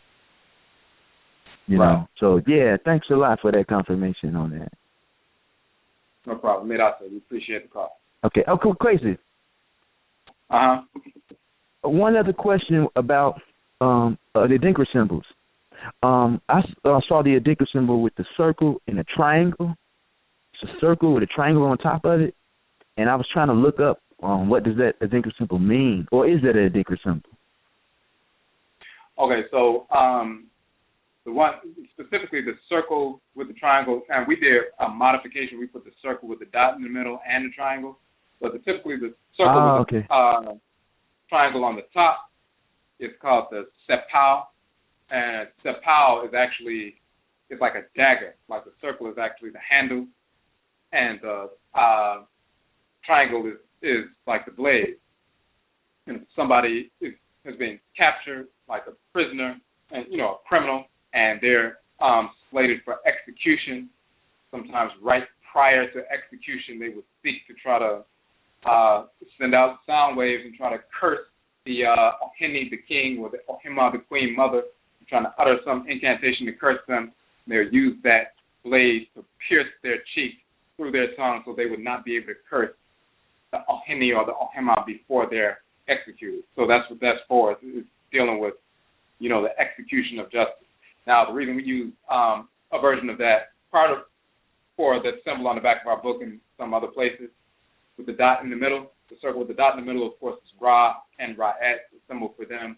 There's also the ADANKO Rahini in our Akan culture, which is the same thing. It's dealing with the power, divine living energy of Ra and Ra'et. And then the triangle on the top, the way we set it up, is dealing with showing the Afuraka. Afuraka is like a raised mound, the primordial mound rising up, powered by that circle with the dot in the middle, that solar energy of Ra and Ra'et. So it's like a symbol for us of Afuraka. So we use it in that sense. Oh, thank you. Thank you, Chris. That was the only questions I had, but appreciate it. Okay, Medasa, we appreciate the call. Okay, so before we go to the next call, we got a few minutes left. We just want to mention also the announcement this Saturday, Miminada, February 27th, here in Washington, D.C. We'll be having our presentation, Kameti Feku. And the Kameti Feku presentation is talking about the proper contextualizing of Kamet as an ancestral and ritual component of Afurakani, the ancestral religious expression. And we're going to get into some detail about that. Very often people will separate ancient Kamet and Kanat as a culture in and of itself, and some people say, I'm into the Kemetic sciences, or somebody else will say, well, I'm into the Yoruba tradition, or I'm into the Akan tradition, and things like that, as though the culture of ancient Kemet and Kanat, Egypt and Nubia, is separate from those traditions. And in reality, it's part of those traditions. We've proven in one of our publications in the book that is coming out this week, Kamet, Kanat, and Toro, we've proved that the term Kamet or Kamat can be found in the Akan language as Kama and Jama, which is the name of a specific Akan group who came out of the larger Akan group. And the exact same thing in ancient Kemet. The burning piece of charcoal representing the Mmusuo is also the term Kama, Jama as well. We worship the same deities by the same names, the same ritual functions and creations, the same ritual colors, the same animal totems and so forth. We speak the same derived language. So when we talk about a Kameti Feku, a Feku is a group or an organization within our Akan culture, and every group on the continent has their own form of associations. Like you have, a male society, female society, blacksmith society, or a guild, or a healer's guild, or different things. A guild or a society or association, we call them Feku. They're called an Egbe in the Yoruba tradition, like an Egbe Egungun is the Egungun society.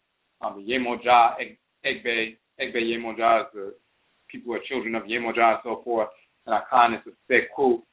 And what we're talking about is a Kameti Feku, meaning within every ancestral religious practice, there is an association or a Feku that is part of that ancestral religious practice. If it's Akan, if it's Yoruba, whatever it is, part of the group of your ancestresses and ancestors, no matter what group you come from, derived from ancient Khanat and Kamit, and they are included within Akan practice, Yoruba practice, Igbo practice, whatever it is. So there's no separation. There's no such thing as the Kemetic sciences that comes from, black people trying to imitate the nomenclature of the whites and their offspring, thinking that's something. In reality, the religion and culture of ancient Kamit is manifest through every culture throughout the continent, manifest through hoodoo, voodoo, voodoo, so forth. It is the same culture with the same people. And we properly define the term Kamit or Kamit. We also define the term oohn-dooh, so-called netter, properly pronounced oohn-dooh. We show that in the Akan language as well. That book will be coming out this week. You can pre-order that book for $10 right now on the publications page on our website, Hoodoowoman page. So we're going to be going into that, properly contextualizing Kamit and Khanit within ancestral religious expression. It is the ancestral root of these various expressions. Some of our ancestors and ancestors from ancient Kamit have reincarnated and lived as Akan in Yoruba and every in different groups. You have some who have not reincarnated since then, and they still speak their dialect of the ancient language. So we pour libation in that dialect as well as the Akan dialect. Or if you're Yoruba, you pour libation in the ancient dialect of ancient Kamit as well as the Yoruba dialect to connect with them as well, your ancient ancestresses and ancestors and your more contemporary ancestresses and ancestors of Western, Central Africa, and so forth. So we're going to get into detail about that so we can properly contextualize that, because it's been misinformation across the board for decades. Some people just turning ancient Kamit into some Hindu nonsense or into pseudo-metaphysical nonsense or pseudo-white esoteric nonsense or pseudo-white Native American pseudo-spirituality and so forth, or some form of atheism, which is idiotic, trying to make ancient Kamit atheistic society, all that kind of foolishness.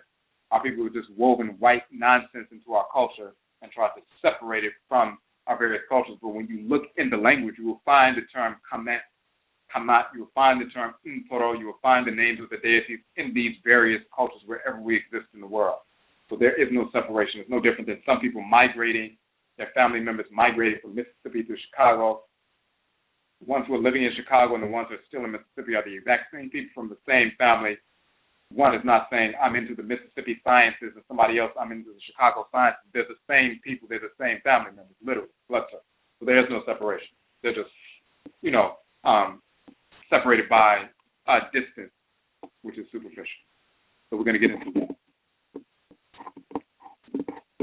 All right. So that presentation is this Saturday, February 27th in Washington, D.C.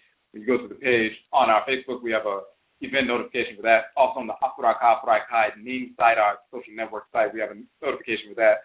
Registration is required. It is also free, of course, open to Afurakani people only. We're talking about our people, African people, black people, white Europeans, white Hispanics, white Latinos are not black people, white Asians, white pseudo-Native Americans, these are not black people. They are not allowed. They will be turned away if they were to come. This is our people only. So, and we'll be giving away a free copy of our book, the new book that we're just talking about, to everyone who comes to the event. As we do with all of our events, we always give away a free copy of one of our books that we're speaking of to everyone who comes. So the event is free, and you receive a free book as well. If you like to, if you can't make it out to the event, you like to pre-order the softcover version of that book. It's $10. You see that on the publications page on our website. You can order that now. We also have our other 17 books as well, and they range between $8 and $11. You can make purchases there. We have 30% off for multiple book orders as well. So you'll see all of that information on the page.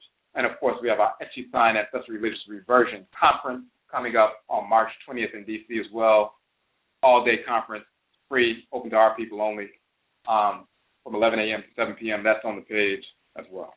We're going to take another call on the phone line. Okay, Michelle, we're on the phone line, number 80. You had a question or a comment?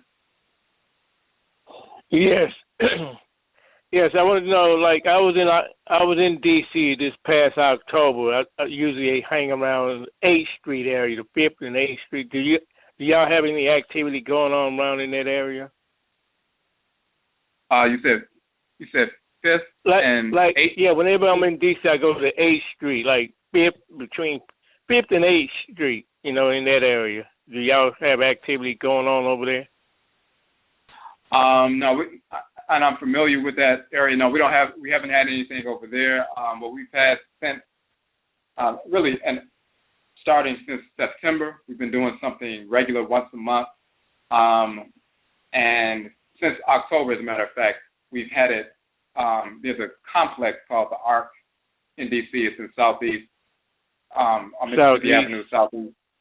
It's a multi-million-dollar complex in the middle of the Black community. That's like it was a private-public partnership. With, so it's a space that we've been utilizing until we open up our Meridian Park.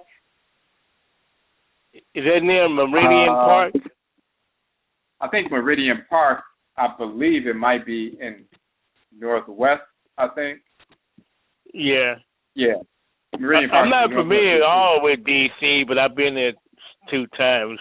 I kind of like DC, but I want to know if you had activity in that 8th Street area or either maybe the Naval Yard area. It's not in the area, but it's not far. So, you probably get there like in 15 minutes or something from like 8th Street, depending on if you're driving, you get there like 10 or 15 minutes. Yeah, I'm familiar with a little bit about DC. It's not hard to get around over there. Right. And even yeah, with I was just curious. So when I come back, I'm looking to make one of your activities there in DC. Like where I would know whether y'all have a permanent address anywhere around there. Not yet. So we've been having the events lately at this specific complex, but we are working to establish a space where we will have a permanent location. We're raising funds for that now. We have some information on that on the website. Now, what state are you located in? I'm in Tulsa, Oklahoma. Okay, that's yeah. But I'm not originally from this area. I'm originally from the San Francisco Bay Area, but I'm in Oklahoma right now.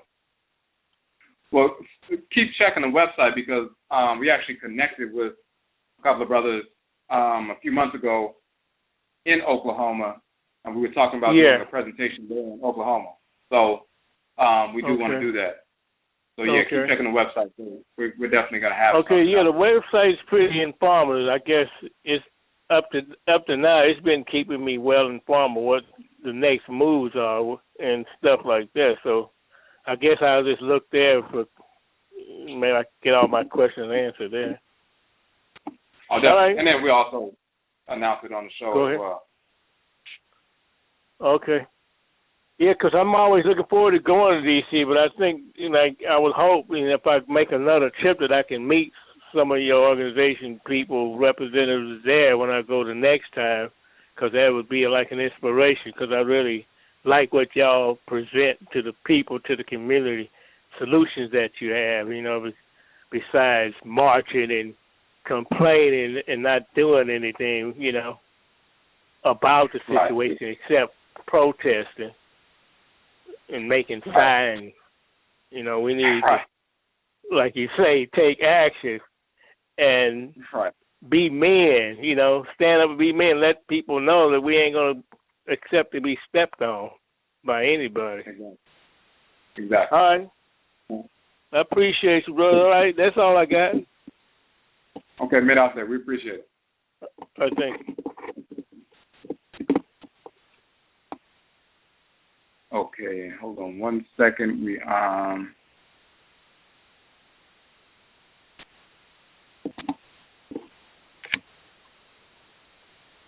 Okay, Michelle on the phone line, number 4304. You had a question or comment? That's it. What's up? Yeah, I'm a young, calling from Ghana. Oh, what's up? Appreciate you reaching out. Yeah. I appreciate you very much, This is my first time. I just want to call and recommend you because I'm on the task, I have all your documents, that I'm using right here in Ghana. Okay, we appreciate the support. Appreciate you sharing that information. We're just trying to get it out to as many people as possible, so people can start to, reincorporate these things into their own culture, their own lives, because it's who we are. So we appreciate that. Yeah, bro. And I've asked so many questions on your Facebook post, but I haven't get any reply. What? Say that one more time. I mean, I've asked for so many questions. I posted some questions that I didn't answer for it on your Facebook wall. Which email did you send it to? Because I know we get a lot of questions on Facebook sometimes. Did you ever send an email to the regular email on the website, the Aquamoman email? Yeah. I know of that one. Okay. So send it to me there. Okay. Yeah, the one is aquamoman@oduma-fo.com.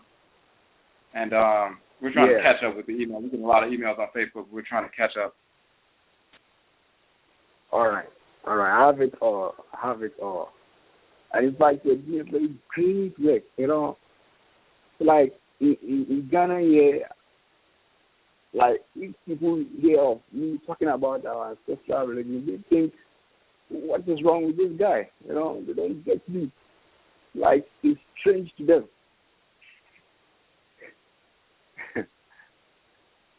Well, we've just been, whether it's here or in Ghana on the continent, they've been forcing this misinformation. Yeah. So we have to turn the tide. We have to switch. Recognize people where they're at and how they've been conditioned, and sometimes there's a lot of so we have to give them that information to overcome that fear. Right now, I'm Kumasi, I'm carrying from Kumasi. Oh, could you say it a little bit louder? I couldn't hear that part. I'm right now calling you from Kumasi, the Sante region. Oh, you said Kumasi. Okay. Yeah, that's where I am now. So I decided to stay a week just to call on the show, So. Okay, so we really appreciate it. So, hit us up on that particular email. Yeah. And we appreciate you sharing that information and getting that word out there on the continent. All right. So, have you thought of doing a show here too, like, as you're an event or something of that sort in Ghana? Oh, we do. Yes, we do want to do that. We're definitely going to have something when we can. Possibly, more than likely, the earliest we could do it would be like next year. But we definitely are going to come to Ghana. We want to share. In fact, we're going to be publishing another book after the one that comes out this week. But we're going to publish a book, very detailed book on AKANFO NANASOM, going into detail about all the different things we talk about. Nyame Wan and Yonkopon and Yonkonton Oduma-fo and Tridriampong and Titekwa Framwa, all of them, and everything, and clearing up all this misinformation and showing Jesus doesn't exist, all of that. So it's all going to be in one book. And once that's done, then we'll set something up where we can come out and get that information out there. The ebook, of course, would be free, but then we'll have that softcover book as well. Oh, okay. All right. And I'm able to get access to all your books. What I did here, like, I printed it out from the PDF format, and also I took it to the printing press, and I bind it. I did it myself. Oh, okay. I have all the documents. I have it. Some are not printed, and others I have it on my drive. And I think it's very useful. It's very useful Okay, we appreciate that. So that's the way to get the information out. That's one of the reasons we put it out. You know, the ebooks for free like that, so people here as well as on the continent and different places abroad can access it whenever they need to and start sharing it like that. So yeah, we appreciate you sharing it. Yeah. Thank you so much. You're welcome. Okay. So may I say we appreciate the call.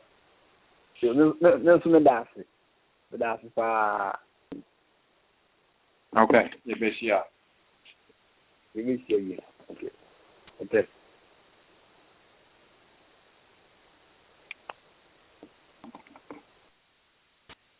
Okay, so we have hold on 1 second.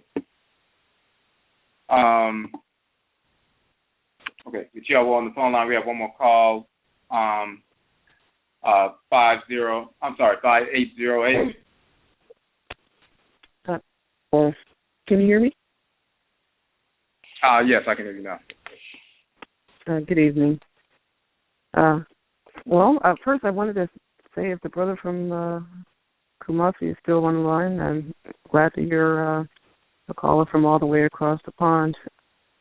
And I'm glad that you're reaching our brethren in Ghana and other parts of the continent. Oh, definitely.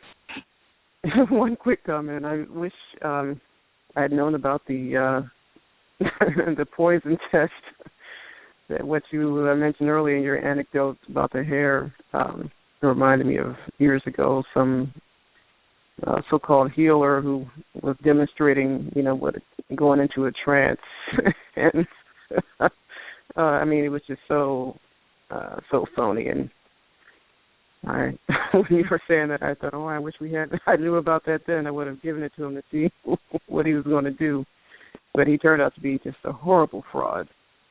So, anyway, I actually wanted to ask you something about another broadcast, which I wasn't able to get my question in. And since then, something else has come up, which has brought that subject back to me, and that was the program you did about the perversion of the original deity that has been perverted into what is known by whites as Baphomet. And I came across, before that episode, some guy who claimed to be, what do you call that, metaphysical, some of these black occultist metaphysical teachers who have shows on YouTube and other places online. It just creeped me out that he had, was wearing a Baphomet medallion and had symbols of that pentagram. And then I recently saw this other young black man who claimed to be a Wiccan, and he said, "Oh yeah, I'm Wiccan. I dabble in the dark arts, and I follow the European tradition of Wicca." And those two, I didn't know that that type of practice was common among contemporary black people that I in my cohort. And so I just wondered, what exactly are they doing? Who are they communicating with? Those types of people, and are they able to tap into something that could be not beneficial or malevolent as opposed to benevolent? Should we be concerned about them, or are they just fools? Oh, go ahead. You said what? I said, should we be concerned about them, or are they just fools who think they're, deep? Well, it depends on who. Like, there are some people who just don't know any better. They may have been listening to, some quote-unquote black metaphysical teachers who don't really know what they're talking about and calling themselves master teachers, and people like, this brother's deep and he's been teaching metaphysics for years, and they're misinforming people, talking about, Baphomet is really Set, and Set is really the planet Saturn. Mm-hmm. And that's totally inaccurate. Baphomet has nothing to do with Set. Set has nothing to do with Saturn. That doesn't have anything to do with that. You know, it's not, none of that is accurate. It's just not. So they're just repeating what's information coming from Europeans and kind of blackening that up. And so some of our people just jump on board and they believe what these people are saying, and then they imitate what these people are saying and telling them to do, and then they get involved. And then, so they're typically what's happening, if they're just a sincere person but they just don't know what they're doing, only spirits they're communicating with is their deceased relatives, and then depending on what else they're doing, maybe some non-relatives, and passing them off. Some of them is archangels and all this other nonsense, but there's no such thing as archangels. So they're just dealing with discarnate relatives and non-relatives. And the people who are, you know, criminal or controlled by ego or lust or malice or whatever, not only will they communicate with their deceased relatives as well as non-relatives, but the quality of deceased relatives and non-relatives are the type who are at the same frequency as them. They're not drawing in people who are harmonious and trying to bring some divine order and will pull them out of that nonsense. They're dealing with people who are just as, you know, self-destructive criminal as they were, and, you know, they're dealing with that. So that's all they're dealing with. They'll try to pass it off as I'm communicating with the deities, with the dealing with the dark side and, you know, the dark spirits of the underworld, and they're not dealing with any of that. They're just dealing with their drunk uncles and cousins and stuff like that who died, a negative lifestyle, and who are passing themselves off as something that they're not. And that's all that's really happening. For some people, if they haven't had any spiritual experience, any kind of clairvoyant, clairaudient, clairsentient, claircoulibant kind of experience after engaging in a ritual, they think that's monumental because they're not used to dealing with it just in general. So it's like a big deal. And they're like, well, this must be the deities because normally I don't have this kind of experience, and it's really not. Kind of like somebody taking a energy drink that's like a protein drink that, you know, has spirulina, a number of different things, and you get full of energy and, you know, wired or whatever. And somebody else gives somebody an energy drink and it has, you know, all it is, you know, some cocaine or something. Now, at first, the person taking the cocaine drink will have a surge of energy, and they'll be, well, this must be the protein powder drink because I'm full of energy right now, and actually it's something that's actually destroying me. And they're really not taking in something that's not only giving them energy, but will sustain it and actually nourish their body. So it's the same thing when people have little spiritual experiences or disembodied communication. If they think any disembodied communication must be evidence of some sacred entity, and it's really not.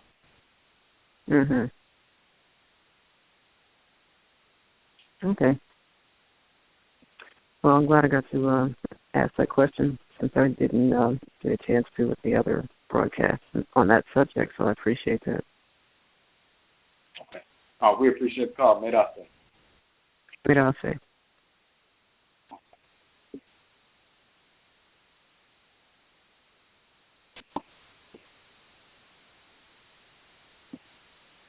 Okay, and we have one more call on the phone line before we end. Michio on phone line number 9384. Is that a question or a comment? Mmusuo Kese.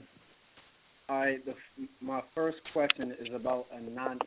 I often hear the term trickster associated with Legba and others. I'm just trying to get to the bottom of what exactly trickster mean, because I've came across a lot of like misinformation in my lifetime, and it's always like some sort of quote unquote demon or something. So, but I realize that our terms are the way they're defined is really not how we define, isn't really how they're entered in the English vernacular. So I'm trying to understand like what is the title trickster actually mean?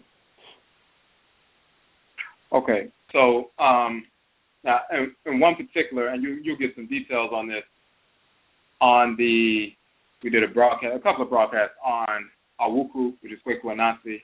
So on the Akradane Bosom page on the website, when we did the article on Awuku, the Yabosom that governs Wednesday, which is Set, Awuku and Akan and Eshu, in Yoruba, Set and Ancient Kamit. And then we did a broadcast going through the article. We have a couple of them.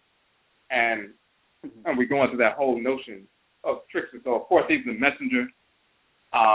That's first and foremost the primary function of Set, Eshu, Legba, Oikonansi, is the messenger of the Great Mother and Great Father of the Abosom, the Enslavement. He goes back and forth from the physical world to the spirit realm, carrying our messages to them and carrying their messages to us.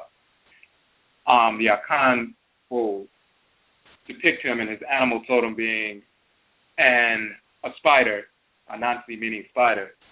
And of course, when you see a spider weaving a web near a windowsill, and they can fill up the whole empty space with an intricately woven web, and therefore they can move to any space in that empty space and navigate that every road of the web and so forth. Honest depiction and an accurate depiction of Anansi is Anansi Kokroko, the great spider who weaves a web of tumi, or power, or energy that permeates the black substance of space, and every planet, sun, moon, star, plant life, animal life, mineral life, and Afurakani, human life entity has a place on that divine web of energy. We have one end goes into our head where our cry is, and the other end goes directly to the supreme being. It's a direct line of communication, but then those cross, lines go from created entities, plant life, animal life, mineral life, Afurakani, human life, so we're all connected on that web of energy. And he's the great spider that navigates the roads of the web, just like the web of energy within your body is the nervous system, and he's the little spider going back and forth, the impulses from the brain to every part of the body, carrying the images from the heavenly realm, the brain, to the earthly realm, to the body, the messages back and forth to keep everything going. Now, he sits on the perimeter of the created order. And just like in the Yoruba tradition, you see the Oponifa, the tray, the divination tray, you see his face on the top of the divination tray. He's like sitting on the perimeter of order. And anything that goes behind him is, getting outside of order is, disorder. And he maintains, he recognizes everything that's taking place within the ordered sphere of creation. So if you seek to project your prayers and your desires and seek to have him carry your misguided desires or lusts or whatever, presenting that to the Supreme Being, can I do this, can I do that? You're trying to project this lust and trying to conscript, the abosom into your misguided desire and so forth, and you project that out. Normally he carries your prayers to the Supreme Being, your invocations and so forth, but he's sitting on the perimeter of the created order. He'll knock that right back down, because that's, if you're trying to project this order, he knocks it right back down.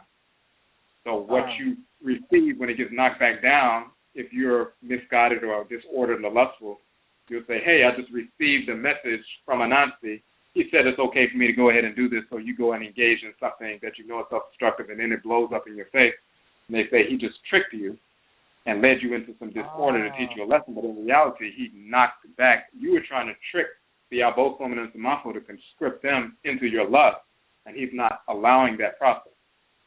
So he can show you the various, for example, these Anansi stories, and we read a couple, but then the ones that include Anansi, and he's trying to trick people, and then things don't work out for him, and he everything blows up in his face.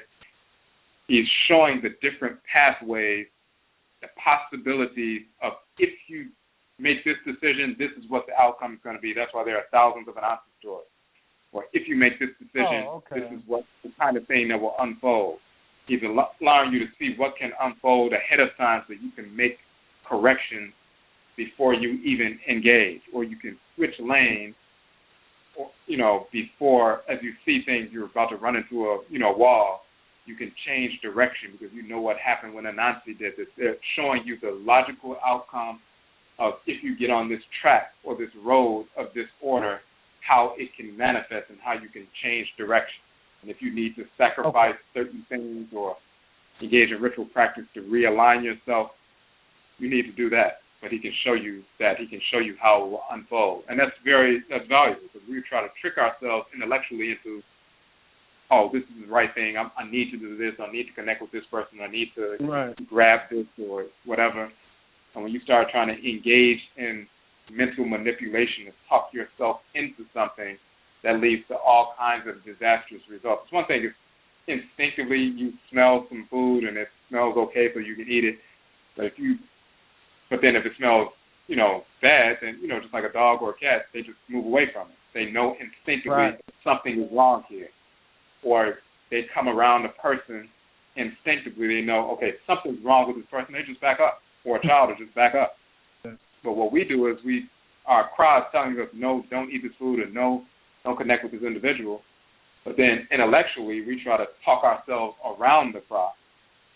And now we're trying to use the messenger, function, Anansi's function, to get into disorder. And his goal is to give you messages to keep you in harmony with order. So you can talk yourself into all kinds of negative situations. So he shows you through these Anansi stems what can possibly happen and the various manifestations of what can happen before they happen, so you can change course. If you see you're on the wrong track, you can get back on the right track. So he's not tricking you per se and leading you to disorder. We're trying to intellectually trick ourselves and trying to conscript him into that trickery, so we conscript him to co-sign disorder, and he doesn't allow that. He just shoots it right back to us, and then if we don't recognize what's happening, then we suffer. But then that's a lesson. Yeah, exactly. Okay. So I grasp that. Now, okay, my second question is, with animal totems. All right, now I know our world is mechanized and there's a metropolis everywhere and our natural habitat is being decreased every day. So, I was thinking, more so, I guess, our during more of our natural existence, all throughout, all over this planet. I think, now living in a natural habitat, so animals, they were plentiful, they were everywhere, they were various, animals that are, today extinct were still around back then. So,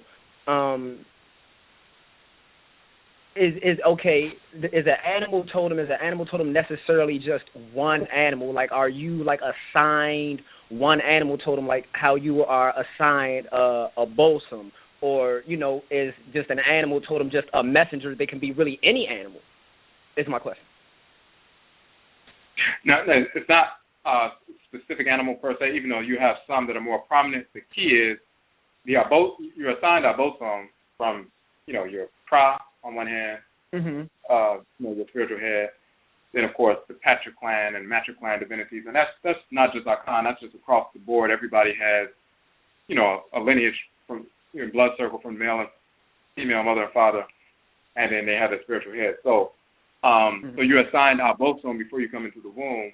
Now, the bosom govern certain kinds of people who have the same energy complex, certain kinds of plant life that carry that same energy complex, mineral life, and animal life. So the various abosom have a number of different animals that are in their energy complex. They have some that are avian animals that are in their complex. They have some that are land animals, some that are sea, some that are, operate under the earth as well, and so forth. So there will be a number of them in that energy complex. Like you have Heru, manifested the peregrine falcon, which is the fastest animal on earth, with regard to the avian animal. But then on earth, you can see him, connected to a lion, and different, so on different levels, as well as insects as well. So those are just abua, like abua is animal, abua wa is small animals, which are insects. So, grasshoppers are sacred, and, bees connected to Heru, all these different things. So there are different classes that fit within the net or a complex of an abosom's energy. You have a number of different animals, a number of different species who are all part of that energy complex. And then we're part of one of those energy complexes, so you have a number of different animals and insects who are associated with that. So we're on the continent, we're in a certain area, and we get forcibly transported over here, this region of Asase-Apua. There may be certain animals that don't exist over here that exist on the continent that we were dealing with. But the animals over here fit into one of those energy complexes of the abosom. They're not operating outside of the created order. So they fit under one of those major classifications. And we'll be naturally drawn to them, and they'll be sent to us as animal totems and so forth, and, we'll still be able to connect. We may have been connected with a lion or a leopard on the continent. We come over here, and the same energy complex manifests through a certain kinds of cat. These cats start showing up at your house, or showing up in front of your house, or by your car, and everything else. They're still carrying that energy, and they're still a messenger in that regard. Okay. All right. Now, my last question, which is off of tonight's topic. So, while meditating the other night, communicating with Nmusuo, they communicate with me by showing me various images. They talk as well. So I seen a face, and there was like some type of like white substance on it. And so I asked whose face was that, and they said it is your face. So, I start to search and try to find out what is the meaning of this. So I go on YouTube, and I really don't like to depend on social media, YouTube, anything to really teach me anything about my nanasom. So I'm asking you, like, in Akan tradition, what is that? What is that used for? Like that white stuff on the face, whatever it is. Like, what is it for? Like a ritual? Is it used in ritual, or what is it? Like, because when I Oh no, go ahead. You said when you what? When I went on YouTube, like I had seen, but it was the Yoruba tradition, like, you know what I mean. So whatever, but I was seeing like powder being put on like in the individual's face. Like I think I'm not sure. I think that theirs was for it was something, a prerequisite to spirit possession, a comb. And so I was wondering, is it the same thing in the Akan tradition or what? Yeah, so you will see that shidel, that it's like on the continent, it's like white clay, and it becomes like a powder. So you will see when people become possessed, they will put that white clay all over the body. And then, like in Yoruba, they call it efun. And it's whatever the substance that they have a white kind of chalk, but then they come over here in the Western Hemisphere, they didn't have the same kind of chalk, so they would use eggshells and turn that into a powder and try to use it in that sense to replace what they would normally use on the continent as the efun in Yoruba tradition. So it's like in Akan, it's like a white clay powder called shirel, and it's called what? You said it's called what? The way it's spelled is Hyirew. Shidel. You said Hyirew? HYI. Oh, HYIREW. Okay, I got it. All right. Okay, continue. Right. So it's like it's clay, but then of course it's, when the clay dries out, it's like a powder, and it's you see sometimes people dab it on, but then they'll put it over the whole body of the person. Now you see that with regard to spirit possession with the abosom. Also, you see sometimes people with regard to funerals and things like that. But when you see that, and we show the image of this, as a matter of fact, in the article talking about Awusi, the abosom of Awusi Da Sunday. When you see that, it's on one hand, in a sense, purification, repelling any kind of inimical vibration. So the only thing that is received is the energy of the Nsamanfo and the abosom. It's also, in that regard, it's a representation. If you see that person possessed like that, covered with the white, and we put an image of Al-Sar, totally mummified in all white with this tall white crown, they're, quote-unquote, mummifying themselves, making themselves pure. Just like in the summertime, you put on white so you can reflect the energy so you don't pull in everything and become super hot. You don't put on all black in the summer unless you're trying to take in everything. You put on the white so you can reflect or repel what you need to repel, and the only thing that's operating is on your own energy. People put on, all white, and then they put that white clay on. So it's repelling everything that needs to be repelled, so that the abosom and the muscle that possesses is just operating on their own energy. But in reality, they're like, quote unquote, mummifying themselves. Instead of putting on white bandages and a white crown like Osar, they're actually mummifying their bodies, purifying their bodies so they can reflect the pure energy of the spirit that came through the body. Oh, okay. All right. Okay. Because I was, when it happened, it was because sometimes when I'm communicating with them, my own personal dynamics will start to interfere, and I'll become too loud, whereas though I can't, the message is being distorted, because I'll try to make sense out of everything myself. You know what I mean? I guess it comes from, getting a little too excited or something. But, so I had thought it had something to do with spirit communication. But it makes sense along the lines of what you're saying, because I do very much feel inclined to wear white all of the time, especially, when at the shrine or doing any type of spiritual work. But thank you. May I say I'm done. Okay. Medasa, we appreciate it. Appreciate the call. Okay. So, make sure we get that.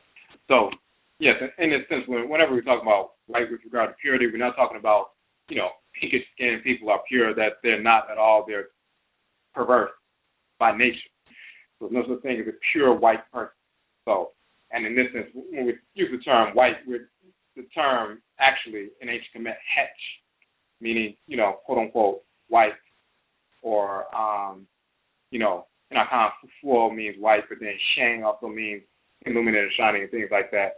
The whites and offspring are not actually white. Now, if you look at the term white in ancient Kemet, Y-U-A-I or W-A-I-Y, it actually means to rebel, rebellious, disorder, and so forth. So white and white too are the rebellious, disordered entities. So in reality, white or white is, representative of disorder with regard to that phonetic breakdown. So when we're talking about the color white and talking about purity, we're not talking about the whites and their offspring. What you're talking about is white is expansive and black is contracted. White is like electric, black is magnetic, so to speak. So the reason we're white in the summer is you're trying to expand or reflect the energy off. If you were to put on all black, then it becomes magnetic, or it's a magnet. It draws the energy in. But if you want to do that, you can do that. But you draw in more energy from the sun, and then you become more hot. So if you're trying to reflect it back, then you're putting on all white. If you put on other different colors, you're reflecting everything except for a specific frequency, like red or blue or green or whatever. So that's what we're talking about, the difference between expansion and contraction. All right. So once again, Yedase, we thank you for tuning into the broadcast. We'll be back on tomorrow for Ojida. Again, this Saturday,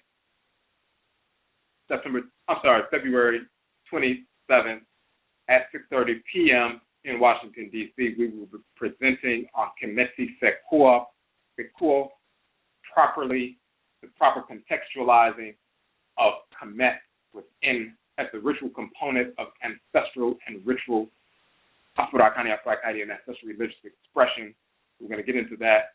We'll be giving away a free copy of our new book that's coming out, Kemet, Hina, Ntoro, showing the origin of the term Kemet and the term Ntoro, so-called Neter, in the Akan language, as well as ancient Kemet and the cosmological foundation for that, improving what it actually is.